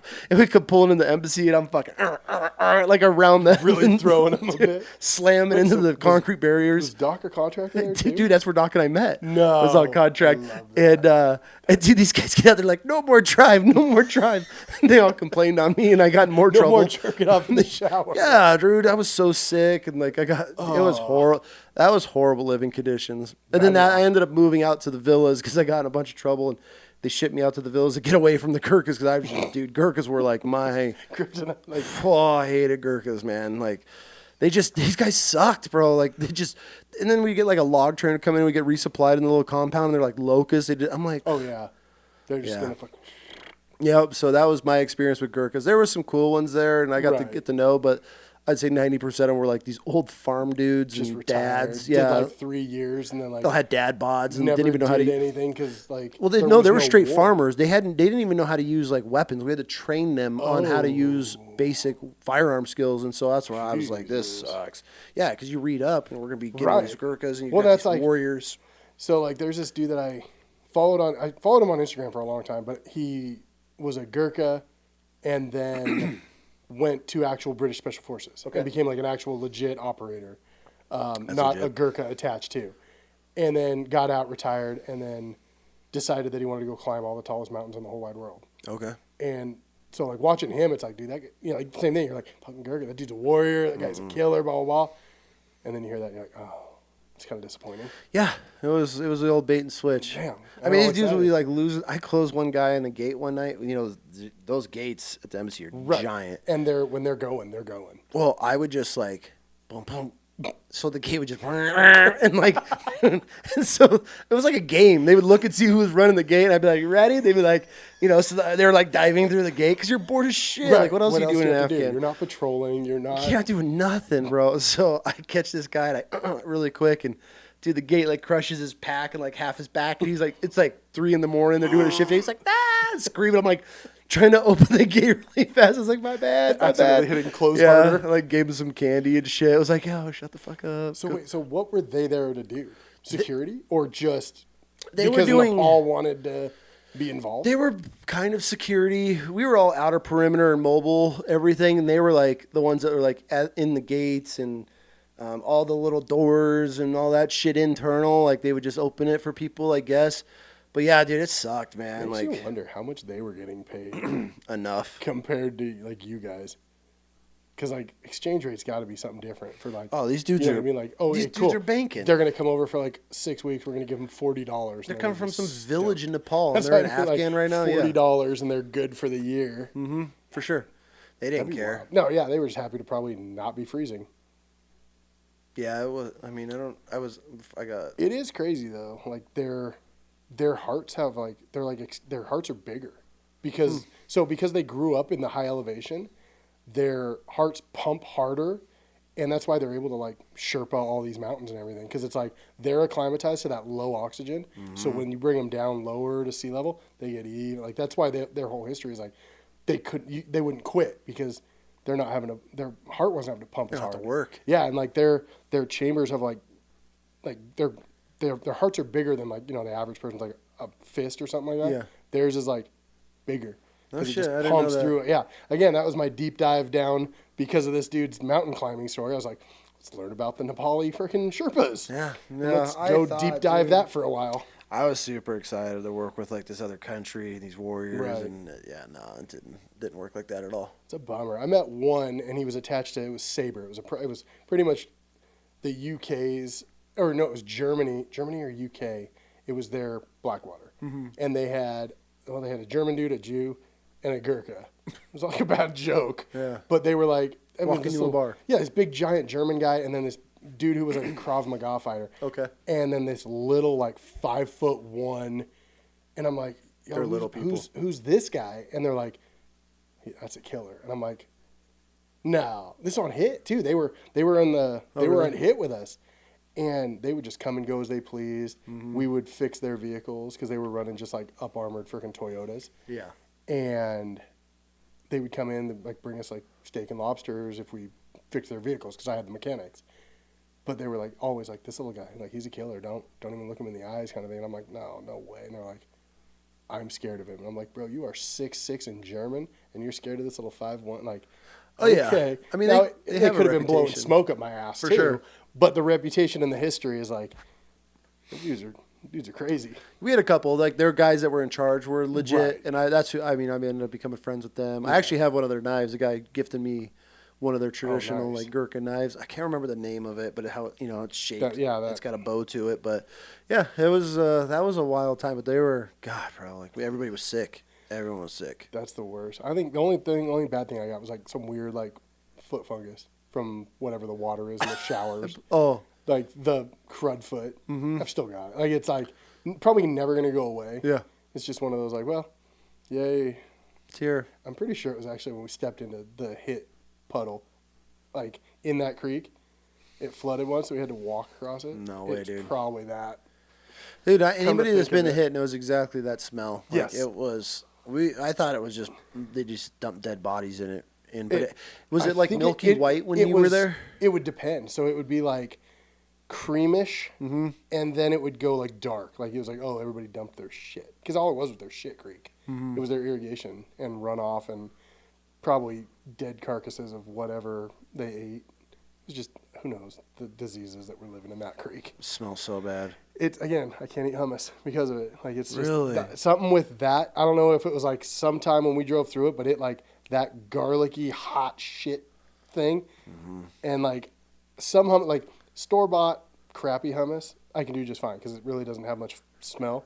But like if you go to like an actual like restaurant and try to like some real hummus, traditional hummus, that's weird. I get it, and I was like, no thanks. Like, that was a weird one. No. I could probably force myself to do it, but it was like the first time I did it, I was like, I know right where I'm at right now. Really? Yeah, super weird. That's interesting. And it was Hit, and it was that train station. Like, because we would drive by it, we would either go, if we weren't going to the train station, we'd go through town, go up to that mosque, to the cop on through town, or we'd take a right, go out that road for like 25 miles, and we had another cop out there at a school. Yeah. Yep. Yeah. So that was, I zipped around there. Like I said, I was trying to get those guys into a firefight any way I could. What main road was that? Was that like bronze or mobile? Yeah, bronze. Yeah, bronze and gold were my two. No, not gold. Bronze. Uranium? No. What was the main one that went to? I think it was just bronze. Bronze went from Ramadi to Haditha. I think that was bronze. And then I don't even know. I can't even remember all the roads. Yeah. I know everybody knows Route Bronze. Because that was like when we would go to not Bagram, but Al-Assad. Al-Assad. Bro, anytime I'd be like, oh, we got to go to Haditha. I'd be like, grab your swim shorts, boys. We're going to stop at Al-Assad for a few hours and stock up. Yep. Get some chow. Go to the swimming pool. They had a basket of robins there. Yeah, they had everything. Everything. We'd go back to resupply there. We weren't allowed. Did you guys stay at Tent City? So we had our own little like motor pool up. So it was like an old abandoned. It was an air wing, like an air. Okay. Not like a full enclosed one, but it was just. So we had when we finally were like ripping out, they gave us rooms in where RCT5 and like all like in the main part of the base. We had like little like 5-man like little Quonset hut things, but all our gear when we'd come in, it would be like we'd park at the chow hall. One person sat in the truck with all the weapons, and then somebody would bring them chow. And it was all like, who's drawing short straw. So it was like we never really like stayed, but we would just roll around the whole base. Anywhere we wanted to go, all right, we're going to the pool. Cool. Who doesn't want to swim? I don't want to swim. Go. You're on gear watch. Dude, that's where they had Carl's Jr. Yeah, they had Burger King. Burger King, not Carl's Jr. Burger King, Baskin and Robbins. What was that coffee? They didn't have green bean coffee. I mean, it's like every base. That was pre us. Yeah. So we were staying at Tent City over by Flight City. By the flight line, not Flight City, by the flight line. So you guys were way out there. And so we would steal a bus, those little buses. The one that for some reason they all said Wagner loves cock on every one of them. Like every bus that was carved in somewhere. Dude, we would, that's where, because we would have any of our vehicle maintenance, we were over by the flight line. Right. And that's when I found out that the Army had a supply lot over there, and they had those black fleeces. Oh, the bears? The black bear ones? Yeah, and I cut a hole in the fence one night, and I went in there, and they had all of them labeled, and I just started hucking larges, extra larges, and two extra larges over the fence because we couldn't get through the hole we cut. Right. So we're throwing them because my buddies blew his engine on his track, and so we were over there, and so we stocked them. We filled everything in there, and then we ran. We were the only. Everybody was asking like where we got them. But then we had the little tool, the little safety wire pliers. That lock, and then he has a little thing you pull in Close it right back So we up. Sealed back up the gate. So whenever we needed it, we just go back and reopen it, and we would just. Staff would be like, "Yo, bam, give me one." We'd go up like, "What's your size?" I'm taking size orders, but yeah, dude, Al-Assad. That's when. That base is huge too. Like, you don't realize it. It's like 14 minutes just to get once you go through the first checkpoint, and then you got like 14 minutes before you get to another checkpoint. It's like they didn't have any checkpoints when we were there. It was just they would lay Abrams tank block in the road, and then they just had speed bumps, and that's what like would just slow you. Oh yeah. So we would. So there was main side. They were a little bit more worn down by that. Yeah, there was main side Al-Assad. That's where the Burger King. Yeah.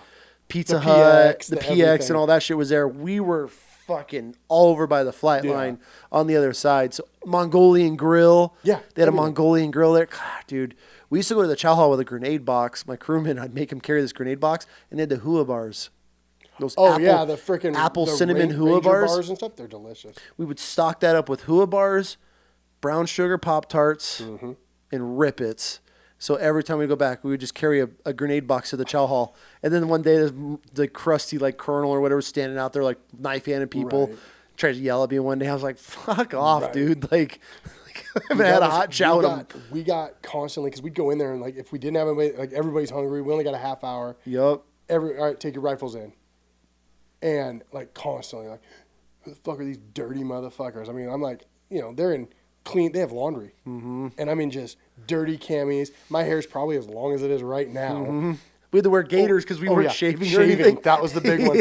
And they'd be like, take your gaiter off, and we'd be in like frog suits and like the fire retardant stuff. It's like, why aren't you wearing all your gear? You don't have name tags on your frog gear. It's like, it's because it's on my flak jacket, you fucking pogue. Like, but same thing, we'd go through and be like, all right, everybody gets a handful of something. So like, you're on honey buns, you're on freaking peanut butter. Grab those packs of peanut butter. Had to. Otis Spunkmeyer blueberry muffins. The muffins, and then the flat cinnamon rolls. Had you know when you were coming back. That's it. And it's like, that's a morale booster. You want to talk about morale, dude? When you get back to your vehicle and you know you're leaving base and you got a case of cinnamon buns and you got snacks. I don't care. Send me on a fucking suicide mission. I got a blueberry Otis Spunkmeyer muffin. I don't give a fuck. Amazing how I'm good. The smallest things change the whole day. Yep. It could be the worst convoy ever. Be like, fuck, we had 3 breakdowns, but I got a honey bun. Mm-hmm. It's good. It's a good day. Oh, Vic's down. Everybody just start opening up wrappers. You just hearing the wrappers in the back. Going on the radio. Is that static? No, I'm like eating a honey bun on the radio. Ate half your supply, getting back to Haditha. Before we made it out. Yeah, dude, do you remember leaving from like Haditha? Okay, so this is funny that you know this. So going from like Haditha back to Al Asad, you were in the middle of nowhere driving forever. Yeah. This is a crazy story. I fell asleep, and we were the rear Vic. It was me and my crewman. My lieutenant had already gone back, so it was just us two. So we took rear Vic. We're in a convoy. Something goes down, and we're in the middle. And it's that stretch where like you would just see like a random kid walking, and you're like, "The fuck's this kid doing out here?" You know, no civilization for hours. Something happens. I don't know if it was like a false IED. Maybe that's what it was. We fall asleep. I was like, "Yo." Brinkman was my crewman. I was like, "Hey, you got it. I'm taking a nap." And we opened I'm sitting on the top of my vehicle in the hatch. You guys were on like a halt? Completely halted. I thought you meant like he's driving. You're just like, no, good night. Oh, I fell asleep all the time driving, like middle of the night. I'm swerving off the roads. Never. And I got a story there. Anyways, I have the hatch open. You know, the Amtrak, it's like a big bowl for the hatch, so you can just get inside of it, and you get your flak just right. It props you up, and you can fall asleep. Sun's out. Dude, we haven't slept in forever. I'm out. Dude, all of a sudden, I'm out. I go, there's no one around. They left. Gone. I look over my crewman. Actually, it would have been right here. I look at him. He's assed out. Brinkman. He wakes up. I'm like, fucking go. Like, that's the first thing I say. Go. He's looking. He's like, what happened? I'm like, go. And he just unlocks it. Dude, we're ripping through gears, 4th gear, 5th gear lockout, whatever an Amtrak has, I don't remember, but screaming. Whee! And it's not like I could be on the radio like, hey, where are you? Hey, where'd you guys go? Convoy. Yeah. I'm like, we're done. Yeah, we're done. Dude, we're flying. I'm talking like 15 minutes of wide open pinned. And then the road kind of wide. Yeah, because it went through into the desert on the left. Yes. So we see where all the track, when the tracks turn, leave the rubber in the road. Yeah. I'm like, go, go, go, go. Drift the corner, and we drive for like another 5 minutes better. We're like 20 minutes out, dude. Flying. I look through and I can see the tracks, the vehicles dust going, and dude, we just get right back in the line. Bro. Never said a word. Never said a word. The funny thing is, you guys wouldn't even have been in trouble. Technically. I mean, some dude could have just walked up and slit our throat. Yeah, you might have been dead. Yeah. But he's like, dude, look at these guys looking for a cock to fly out of the air. Yeah. You imagine this is mine now. I haven't now. We're the captain now. Yeah, bro. That was one of those like, oh shit moments where you wake up and your convoy's gone and we're sitting there like, I'm like, we're done real quick. We are done. That's so wild. Like, that was going back from like Haditha, Barwana It's a long to drive though. That's the thing. Like, you don't really think about it. It's like, it's not even just that it's a long drive. It's like you're stopping every 20 minutes for 30 to 40 minutes. There's an IED in the road, and you're like, there's no fucking IED. Just go. Like, we haven't had an IED all fucking deployed. Go. And then they got to wait for EOD. EOD's backed up. Yeah. That shit sucked. It's not. It's literally the MRE I threw out yesterday. Yeah, shit in that Gatorade bottle 3 weeks ago. It's the same one. Notice it's brown. Yeah, God. Yeah, that was a scary moment. Yeah, especially in 05. Yeah, I could see that. Okay, yeah. Like, I'm thinking, I'm trying to imagine in 08, I'm like, I would have probably just, like, bought a house there or something. No, but, like, we had to, on our 7 tons, for, like, that last one, when I attached up to the Haditha Dam platoon, I was now no longer the lead dog anymore because there was staff sergeants and sergeants who still had never deployed, but it was like, whatever, this is their show. So I'll be the good NCO. Become lead gunner or like the front front gun truck commander, anything like that. But we had to, so they were really heavy into like running 7 tons. I didn't run 7 tons. I was like worst. Straight security down south. Now they were doing like actual like truck platoon stuff. And it was like, okay, we got the minesweepers on the front of these vehicles. Fuck those things. But you want to see kids get out of the way and give them a little love tap if they're moving too slow in the road. Like we're going like 4 miles an hour and this guy's walking in the middle of the road. I'm like, yo, hit him with the fucking minesweeper. Hit him and then shift it sideways. Hit him, sits on it, fucking fling him sideways. Fling people off. Those things are intimidating as they are. Like, dude, if you didn't know what it was. They're scary. Yeah, if you're looking at it, you're like, what in the fuck? Because we had them all lit up, too. They all had lights on the front. It's like, yo, you see it coming at you, you're like, that's mean looking. Like, whatever is coming at me is scary. Yeah. But, dude, again, no anythings. They got so bored to the point to where the gunners would, like, if a vehicle didn't get off the road, they were just shooting pen flares at them. Just pen flares, dude. I shot probably 1,000 pen flares. Dude, I shot pen flares at everything. I said, hey, it's not your money. Yeah. Give them a warning. Like, oh, shit. Dude, we had clusters. The big pop ones. Clusters. You'd shatter a windshield. You hit a car with one of those. Easily. But that was it. That was the whole Geneva Convention. I was like, you got to give them a warning. Had to flag. So it'd be like, you'd see our gunner. Our gunner would be like, okay, he'd have his pen flare and he'd be like, yeah, give him a warning. Yeah. That was crazy. The rules of engagement, how everything changed from military age male with a shovel on a dirt bike, kill on sight, and then it goes to wave a flag at him, shoot a pen flare, shoot a cluster, and then 3 warning shots into the ground, 3 into the grill, then into the drivers, then you can go to windshield. By that time, it's like, they're here. And you expect a Marine to do that in a checkpoint. Yeah, like 3 or 4 snake barriers. And they're closing 300 yards in, 8 seconds? And like, you're supposed to do all of that. You're not getting that fast. And so we started skipping. It's like flag, somebody else flares. So like if we had 2 guys, it's like, unless you were the gunner. Like if we were on a stop or like a checkpoint, it was like, all right, one guy would, as soon as a vehicle came around the corner, he flagged right away, real quick. And then if they kept, like, within, like, seconds, it's like pen flares. Don't even care about the clusters, and then just start shooting engine blocks. Because it's like, I'm not going to let you guys get hurt over they're just trying to get dudes killed over 100%. There. You're in a war zone, and you want me waving a flag at some dude that can't even read? Yeah. Well, and that's the other one is like, we had the warning signs painted, and it's like, first off, they can't read. And there's 50 different dialects over here. Like I'm pretty sure we probably offended his mother with that sign. Oh, for sure. Well, dude, we sent a couple of our guys, one of my boys to this day, dude, he goes and spends like months in this Arabic class, and we get over there, and he starts talking, and they're like looking at him. It was a completely different dialect. Perfect. And it was like, what are we doing? And then they have these signs that are like, nobody's stopping. This motherfucker doesn't know what. He can't read. They literally, the flag is probably more efficient. Yeah. Like they're just staring at it, so you distract them for a minute. Right. God, bro, the rules of engagement were wild over there. And you're right. They were a hindrance to where it's like, I'm shocked more people didn't get. Oh, for sure. Because of those rules. Like, for sure. I understand, like, okay, you're trying to, like, you don't want collateral damage and you don't want the Wild West again. Like that was, that was probably bad publicity. But it's like, first off, we shouldn't have been there anyways.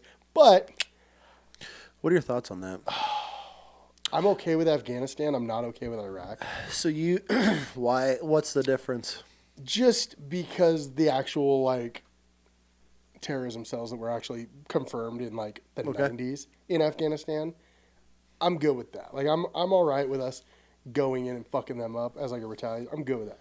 Iraq, I never could get. I was going to cash those paychecks, but it was one of those like, who are we fighting? Who are the, why are we here? Why the Mujahideen. Why did we just destabilize a country just to fuck it up even worse? Yeah. And like I don't know. I couldn't wrap my head around Iraq. I understand that there were threats there. There's threats fucking everywhere you go, but I just couldn't. Well, I mean, invade somebody else's country. That's it. Like I just couldn't do it. Like Iraq never sat well with me. Afghanistan, I can justify in my own. Okay. I mean, but again, I said it the day we pulled, or like probably months before we pulled out of Afghanistan, like a couple years. I was talking to a buddy. I said, nobody will ever win Afghanistan. You will never take that country. Fuck no. The Russians couldn't do it. We couldn't do it. Genghis Khan. I mean, nobody can take that country. That is their rooted dirt. Yeah, they know the mountains. The best we can do is hope to stay alive and give them a good fight. But Yeah. It's interesting, man. I've talked to a lot of veterans about. Yeah, I never liked Iraq. Some guys they're set that we were there for making a difference. And find me the weapons of mass destruction. That's what I'm saying. I never see. But again, I'm not privy to all that either. I was, me ape, me do this kind of thing. Yeah, we're just so it was like do what we're told. But again, it was. But we did a lot of good. Yes. There was a lot of good that happened in Iraq. As far as helping the communities and hearts and minds and all that bullshit. But yeah, man, like looking at at this stage of my life, it would be tough for me. Like if I had a son, it would be tough for me to support him joining the military. Oh yeah, period. I've told countless of my parents' friends that they have high school age kids. They're just graduating. They're like, hey, he's thinking about joining the military. Will you talk to him? I'm like, sure, absolutely. Yep. I'd love to talk to him. Join the Coast Guard. But it's so hard, dude, being a Marine. I know. I'm so torn because I'm proud when I hear people are like, hey, I'm joining the Marines. I'm like, that's badass. Yeah, good for you. What are you doing? What job?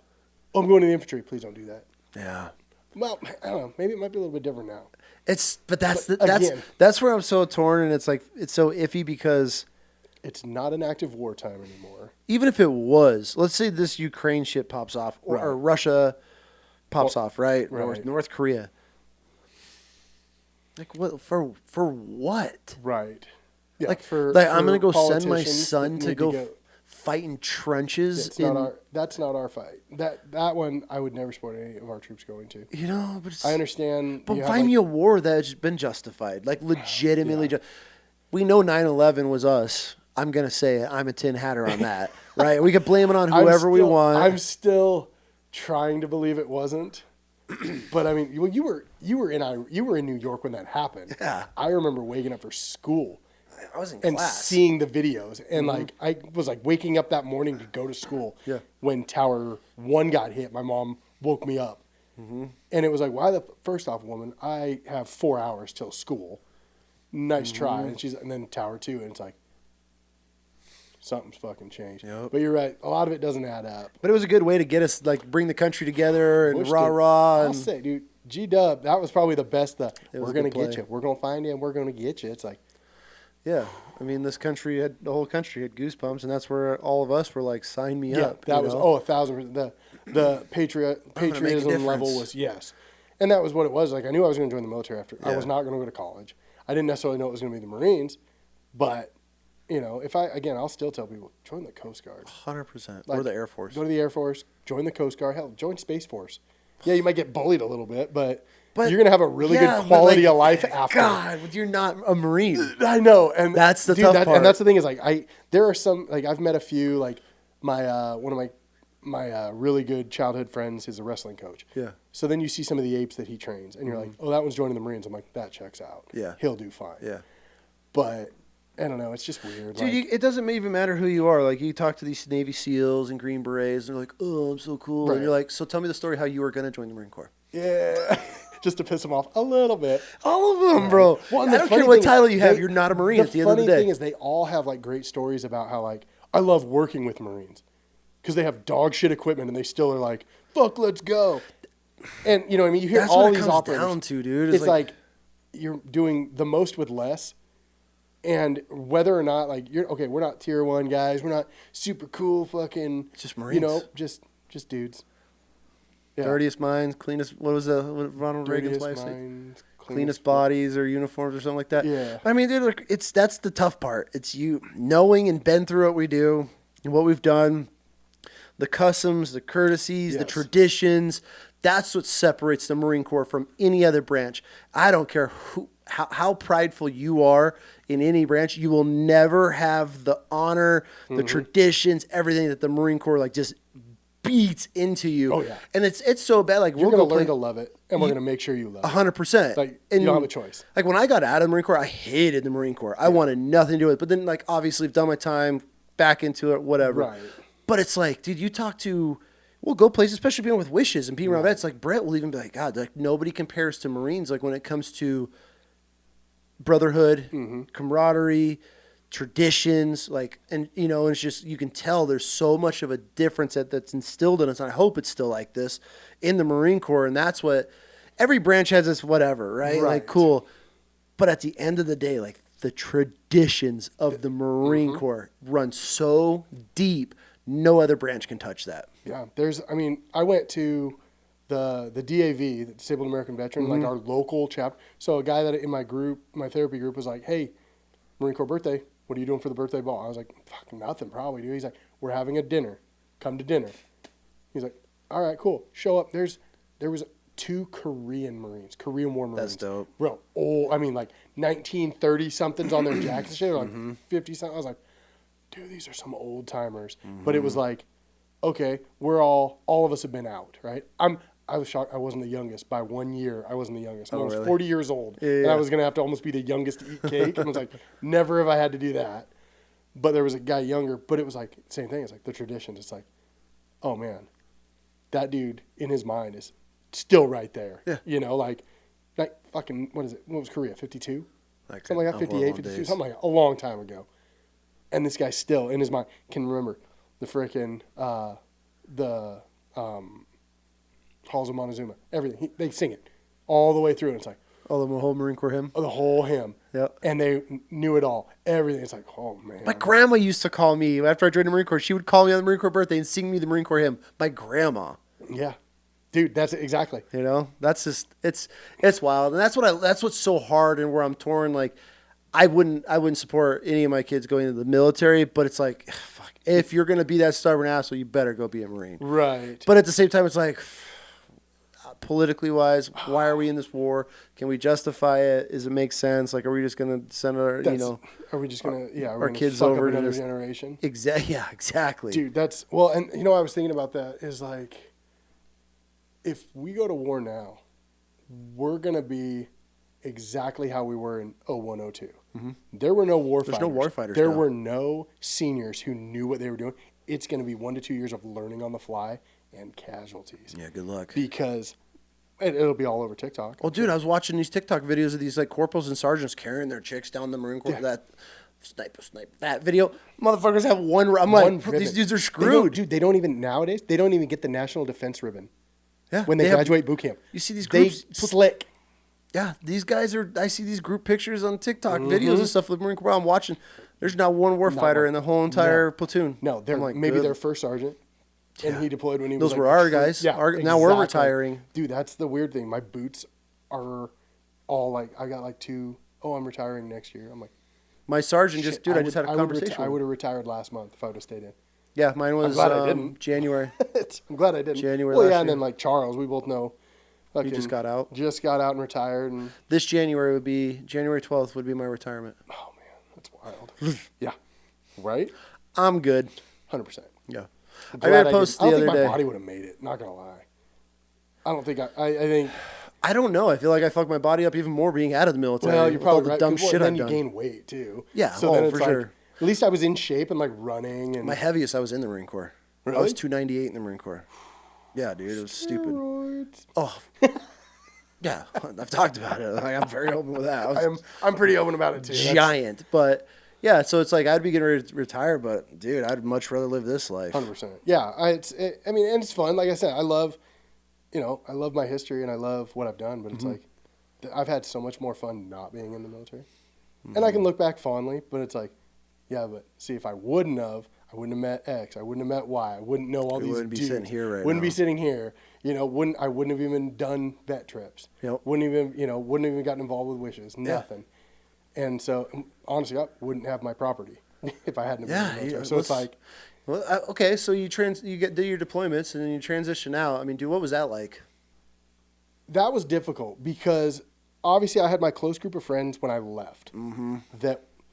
Your boys. My boys, and now I come back and they're married and they have kids. And I'm still a single dude. Like, I made it, my goal was stay single while you're in the military. Until you know you're going to make it a career, be single, don't have any distractions. Like, and I was deploying so much, like, I would break up with a chick I was dating before a deployment. Because I didn't want, like, and my whole, like, in my mind was, if I don't come back, you don't have to worry about that. If it's, if you're still single if you're single when I get back, then it's probably meant to be, and they never were. So it's like, it's around the base. Like, she ain't gonna stay single long. Yeah. But, so I got out, and it was just one of those, like, it took me a while to figure out that you get emotionally stunted when you're in the Marines.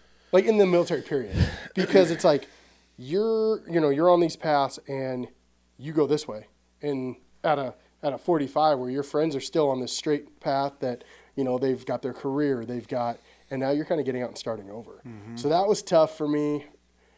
I was still trying to party, but it was like I didn't have the boys weren't there. So it was like I'm home and it'd be like, oh cool, I have to go to college class, and then I'd go get drunk on like a Friday. It was just, I don't know, it was just weird and not the healthiest transition. For sure. It was like, did that. Eventually it was working for a few electrical contractors and stuff in between college. Finished my associates and was like, it's kind of one of those shit or off the pot. I'm making pretty good money working for this union contractor, or I can go to college and just stop working, go full-time to college. My whole goal was, this was still when I was like, rah, like I can do this. I'm going to go work for the Secret Service or the CIA or the FBI. Yep. That was kind of the goal, was get my degrees that I needed. And I'd already met with recruiters. So I was like, okay, I need either a psychology degree or a criminal justice degree. Either one, then I can go to FLETC and get in with a federal agency, continue on with my life. Went to college, had a good time, 3 years finishing my bachelor's, got degrees in psychology and criminal justice. And my last semester, I was working on all my Secret Service paperwork, mm-hmm. and they're like, okay, your school seat's a year out. I was like, fuck, a year? Like, I need a job. Like, I'm about to graduate college. I'm losing my GI Bill at this point. I was like, fuck, I need a job. I can't wait a year. And a buddy of mine that I served with like in 2005, who's a gunny now at like the Warfighter College, mm-hmm. puts a job posting on his Facebook and was like, yo, if anybody's looking for a federal job in Yakima, Washington, call this dude. And I'm like, that's how you ended up back up there? That's it. I was in Pullman, and I was just like, well, fuck, I have a year to wait. So I call this guy, and he's like, I was like, hey, a buddy of mine posted that you got a federal job. Like, talk to me. What do we got? I need a job. And he's like, well, tell me about you. And we talked for a bit. And he's like, yeah, you'll just come over and you'll be doing like property management for this federal asset. And I was like, well, what do you mean? And he's like, you'll coordinate demolitions and constructions and kind of project management, but without the title. And then you'll deal with contractors that are coming in and doing work on our facilities. I was like, okay, what agency are you? I have no idea. I've never heard of the Bureau of Reclamation. He's like, think Grand Coulee Dam and all the water and controlling like irrigation flows. And I was like, oh, okay. I grew up in an ag town. I get what irrigation and need. So I was like, all right, man. I was like, look, here's the deal. I was like, I'm waiting on a school seat for the Secret Service. And he's like, give me a year. Come work. When you got your school seat, you now have your foot in the door. You'll get paid a little bit more because mm-hmm. you'll be a quick, they'll have to step you up. And I was like, all right, deal. I'll give you 1 year. So I moved to Yakima, started like 2 weeks after I graduated college. We had it all timed out perfect. And about 9 months into it, I was like, what do I want? Well, one, it was certain administration that it was like, do I want to be Secret Service for that administration? Yeah, right. And my body started really like falling apart. I noticed like little bits of like mental health issues that I was like starting to like, because I quit drinking. That was the big one. I quit drinking, and so then I'm starting to notice things. I was like, okay, maybe I don't need to go back into like any sort of combat arms specialty. I was like, plus I have a pretty good job. It's pretty chill. I get a lot of, like flexibility on like working from home when I want. So I just decided to stick it out. And I enjoy working for this agency, just, working with farmers. And that's where you've been ever since? Yeah. Good for you, man. So I've been there for 5 years now, or 4 years, coming up on 5. And because it's a federal to federal, I'm able to buy my military time into my retirement for that. So really I've got like 13 years and I retire with a 30. Yeah, it's not bad. Yeah, I take that route all day. Yeah, the job's chill. I've learned it to where it's like, everyone's like, well, are you going to apply for other jobs? And I was like, why? Like, I know my job here. Mm-hmm. Why? I'm not trying to chase promotions. I'm good. Yeah, I'm good. And that was like when I bought my property, it was like, and I bought my house, it was like, okay, this is my shit or get off the pot. I either chase some promotions or I buy the house and I stay here. And it was like, I found this property and was like, I got to have it. Yeah, it's a pretty dope spot. Dude, I freaking love it. Like, old log cabin, small. It's like 1,200 square feet, surrounded by all the pastures and everything. And it's bordering 100,000 acres of a wilderness area.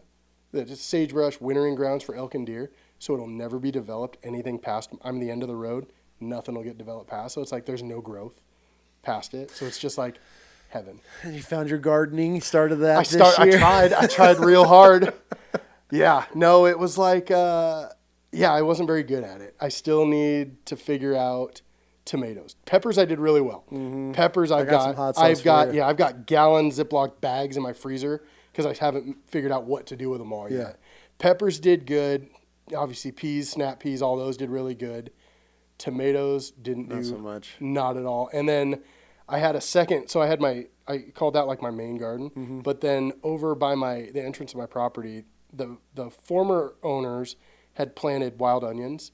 So they popped up and I was like, oh, cool, I've got onions. Well, I guess maybe I'll build some garden out here. I had my fruit trees out there, and I planted all my pumpkins and squash and everything and corn out there.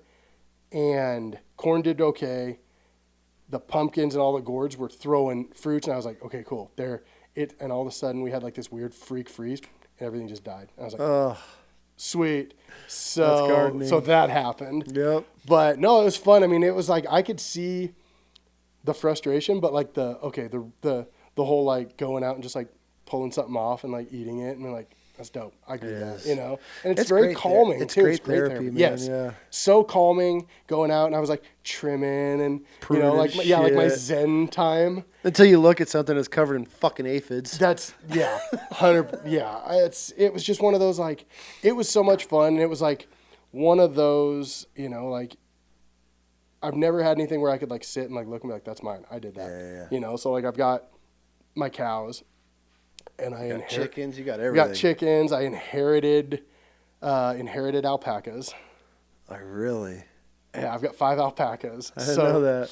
Yeah, I was experimenting with the potency of some psychedelic mushrooms. Okay. I was trying to see how potent they were because I was going to make microdose caps for a guy. Okay. So I had to figure out if these are strong or if they're not. Sound logic. Okay. Intergalactic off of like one cap. Did you buy these? No.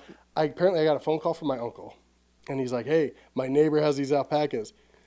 During this time you're tripping on shrooms? Yes. What do you think about them?" And I was like, "I'm not buying alpacas." He's like, "No, he'll bring them to you and give them to you for free." I was like, "Let me call you back." He's like, "All right." I get off the phone. I don't know if it was an hour or if it was 5 minutes. I was in the spirit world, and I bring them over. He's like, "Okay, I'll let him know." I woke up the next morning to a text. "Hey, we're on our way." I was like, "Who is what? What do you mean?" He's like, "Oh, I'm bringing those alpacas to you." I was like, "What the fuck did I do?" So I start going through my phone like. So then I had 5 alpacas show up. That's why you do not answer your phone while you're in the middle of an intergalactic journey. Yeah. But I mean, they're chill. Like I had the space for them. Like okay. I had this one pasture that the old owners had their goats in, and I hadn't had any. So their goats had ate it down to like nothing. And so come springtime, I was like, okay, all I did was water it and just let it grow. I had like 1.5 foot tall grass in there. And I was if I didn't do that, I was gonna move the cows in there and just kind of rotate them through. Yeah. But then it was like, fuck, I've got this area. Why not? You know, at worst, I'll kill them, eat them, sell them, whatever, you know. They're kind of chill. They're entertaining. Yeah, dude, they like fight and spit at each other and like, I've got 5 females, and for some reason they're all lesbians apparently because they just hump each other and really? like, oh yeah, it's super weird. They're just bizarre little like long necked sheep that just walk around and eat and spit.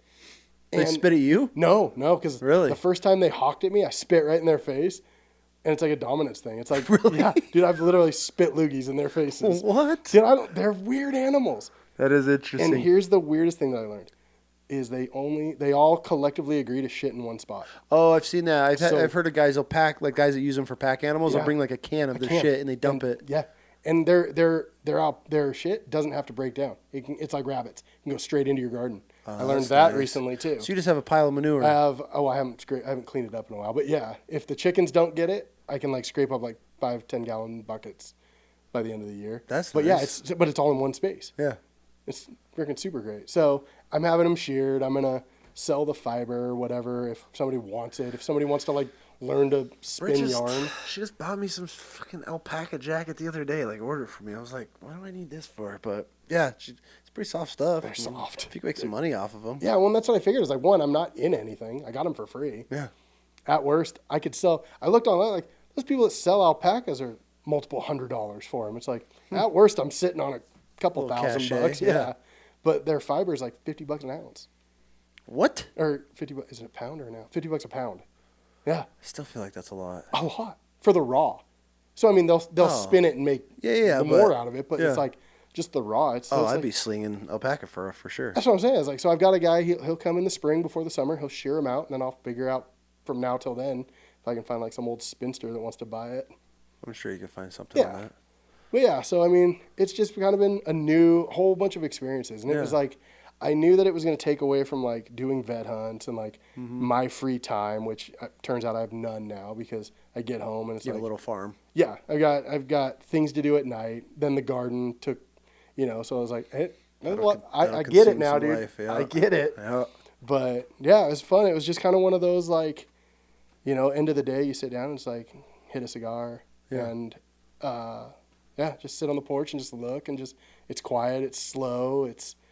I don't know. It's like, it's something I never thought I would have, I guess, and I wouldn't have happened if I hadn't done the military. So exactly. Yeah. Kind of went full circle and I saw that and I was like, oh, which one? The Platoon. These guys, dude, I love him. I'm going to have him on. He's actually coming out, here not too long from now. His story's wild. And that's why I have to get him from Marine to infantry. Detroit, Michigan police officer, gets shot in the line of duty. His partner got shot in the head, which his partner, unfortunately, I think just took his life not too long ago, which is super tragic. But the fact that he's got out and did it, dude, I hit him up. I think it's something that we're gonna do different on this podcast. Is I want to start shouting out local, not even local, just small businesses for veteran owned and law enforcement. If we can help guys along the way, push. Granted, I'd love a sponsor to be able to pay for everything, but for. But as far as these little mom and pop companies or small business veteran owned, why not? Something. It's the platform. So yeah, he hit me up, and then obviously the girls baked you a Bigiorno sourdough loaf. I had to open it; it was sweating because it was hot when I put it in there. So perfect. It'll be fresh when you go to your hotel room tonight. You can munch on that all night. It's pepperoni, mozzarella. Game over. Does not suck. No, it actually fucks. Good. So. I'm excited though. These guys, they did a lot with us even before you even were involved. They were hooking up wishes and that's how I got to know them. These are actually, I have probably 10 cigars left from. Cool. We'll send you home with some. I enjoy them a lot. And the guy's just a nice guy. I like that he's a vet and he does stuff and is totally selfless. Here, can you just share this? He'll message me randomly can you share this? I'm like, bro, of course. One, I'll do anything to help you guys. Especially if the easiest thing that I have to do is go and share. Easy. It's hard for some. I know, it's weird. It's hard for some. Because nobody wants to see anybody, nobody wants to see people succeed. When they're, it's I don't know. I hate that. I hate that mentality. Because guess what? He's not taking away from you. No. You're not even in the right, you guys aren't even in the same fucking space. And even if you were, who cares? Yeah. Dude, who guess cares? What? Work harder. Do better. Yeah. Yeah, it's interesting, but he's a really cool dude, man. Yeah. I'm excited to get him on and get his story. He's got an incredible story. Veteran owned, LEO owned. Right. I think he still is active duty cop. I could be mistaken. He might be still a cop. But yeah, man. I mean, why not? I hit him up, and he actually reached out. I was like, dude, if you ever need anything, I'm like, send it. If I could help promote it, in any way. So yeah, so every guest gets a cigar, veteran from a veteran, and love it. Gets to go home with a loaf of bread, and yeah. So I want to share the wealth. So I'm gonna start putting it out on the social as far as veteran companies, apparel companies, things like that. If somebody's just out there grinding in their garage, dude, a vet made this table. He's an Army vet. Really? Right here local, yeah. I love that. Knocked this out. Britt found him online on Facebook Marketplace. Didn't even know he's a vet. I showed up and I was like, "What's your story?" I'm gonna have him on. All perfect. Tatted. Dude looks like straight out of prison. I mean, not judging, but you could, you ever see the guy and you're like, he's got some stories. Yeah. I'm literally loading in my truck. I turn. I'm like, "What's your story?" I had to ask. I'm like, "What?" I have it. I'm like, "What branch?" And he's like, "Army." I'm like, "I fucking knew it just by looking at him." But yeah, Army dog built this guy. I'm gonna tag him when we get him on, and so. But yeah, I just want to be able to highlight veteran companies or law enforcement, firefighters, cops, whatever. If they're trying to make it and they got a freaking cigar company or T-shirts, dude, send it. Well, wear it on, put it on, give it to guests, whatever. So, until we take off big enough to actually land a sponsor. But someday. Someday. I'm not worried about it. Yeah. I mean, it'd be nice to be able to pay my daughter for all the work she does, but you live for free. Yeah, you're welcome. You're welcome. Got a roof over your head. Yeah. This is your rent. Yeah. Yeah. So no, this is dope though. I've actually, a buddy of mine does woodworking. Like he's got a what do they call, the miller or the planer. Okay. He's making me my dining room table because I was like, I never wanted to like buy a dining room table until it was like the one that I'm like, yeah, I have to have it. Mm-hmm. And I called him. I was like, yo, I need you. I was like, show me your rough cuts. I was like, I want a raw cut table like this, like my dining room table. Yeah. So he's like, okay, I've got this one, or this one. Do you want the spilled epoxy in the middle and stuff, like a river through? I was like, no, just give me like those, I do too, but like just like the raw cut wood, but it's gonna have the bark on it though still. Oh, I like so that. It's gonna live be edge all or whatever. live edge or what? Yeah. Yeah. And so he's gonna be doing that. And I'm like, so like one of those, like he told me the price and I was like, okay, but that's all right. It's my dining room table, and it's my friend. Yep. He's a small business. He's a vet. And he's a firefighter. And, yeah, that's the problem. Nobody supports the homies anymore, man. Well, and like I never even asked. I told him, how much do you want? Don't ask for a discount. No. Just, how much do you want, bro? Just tell me what your price is for that.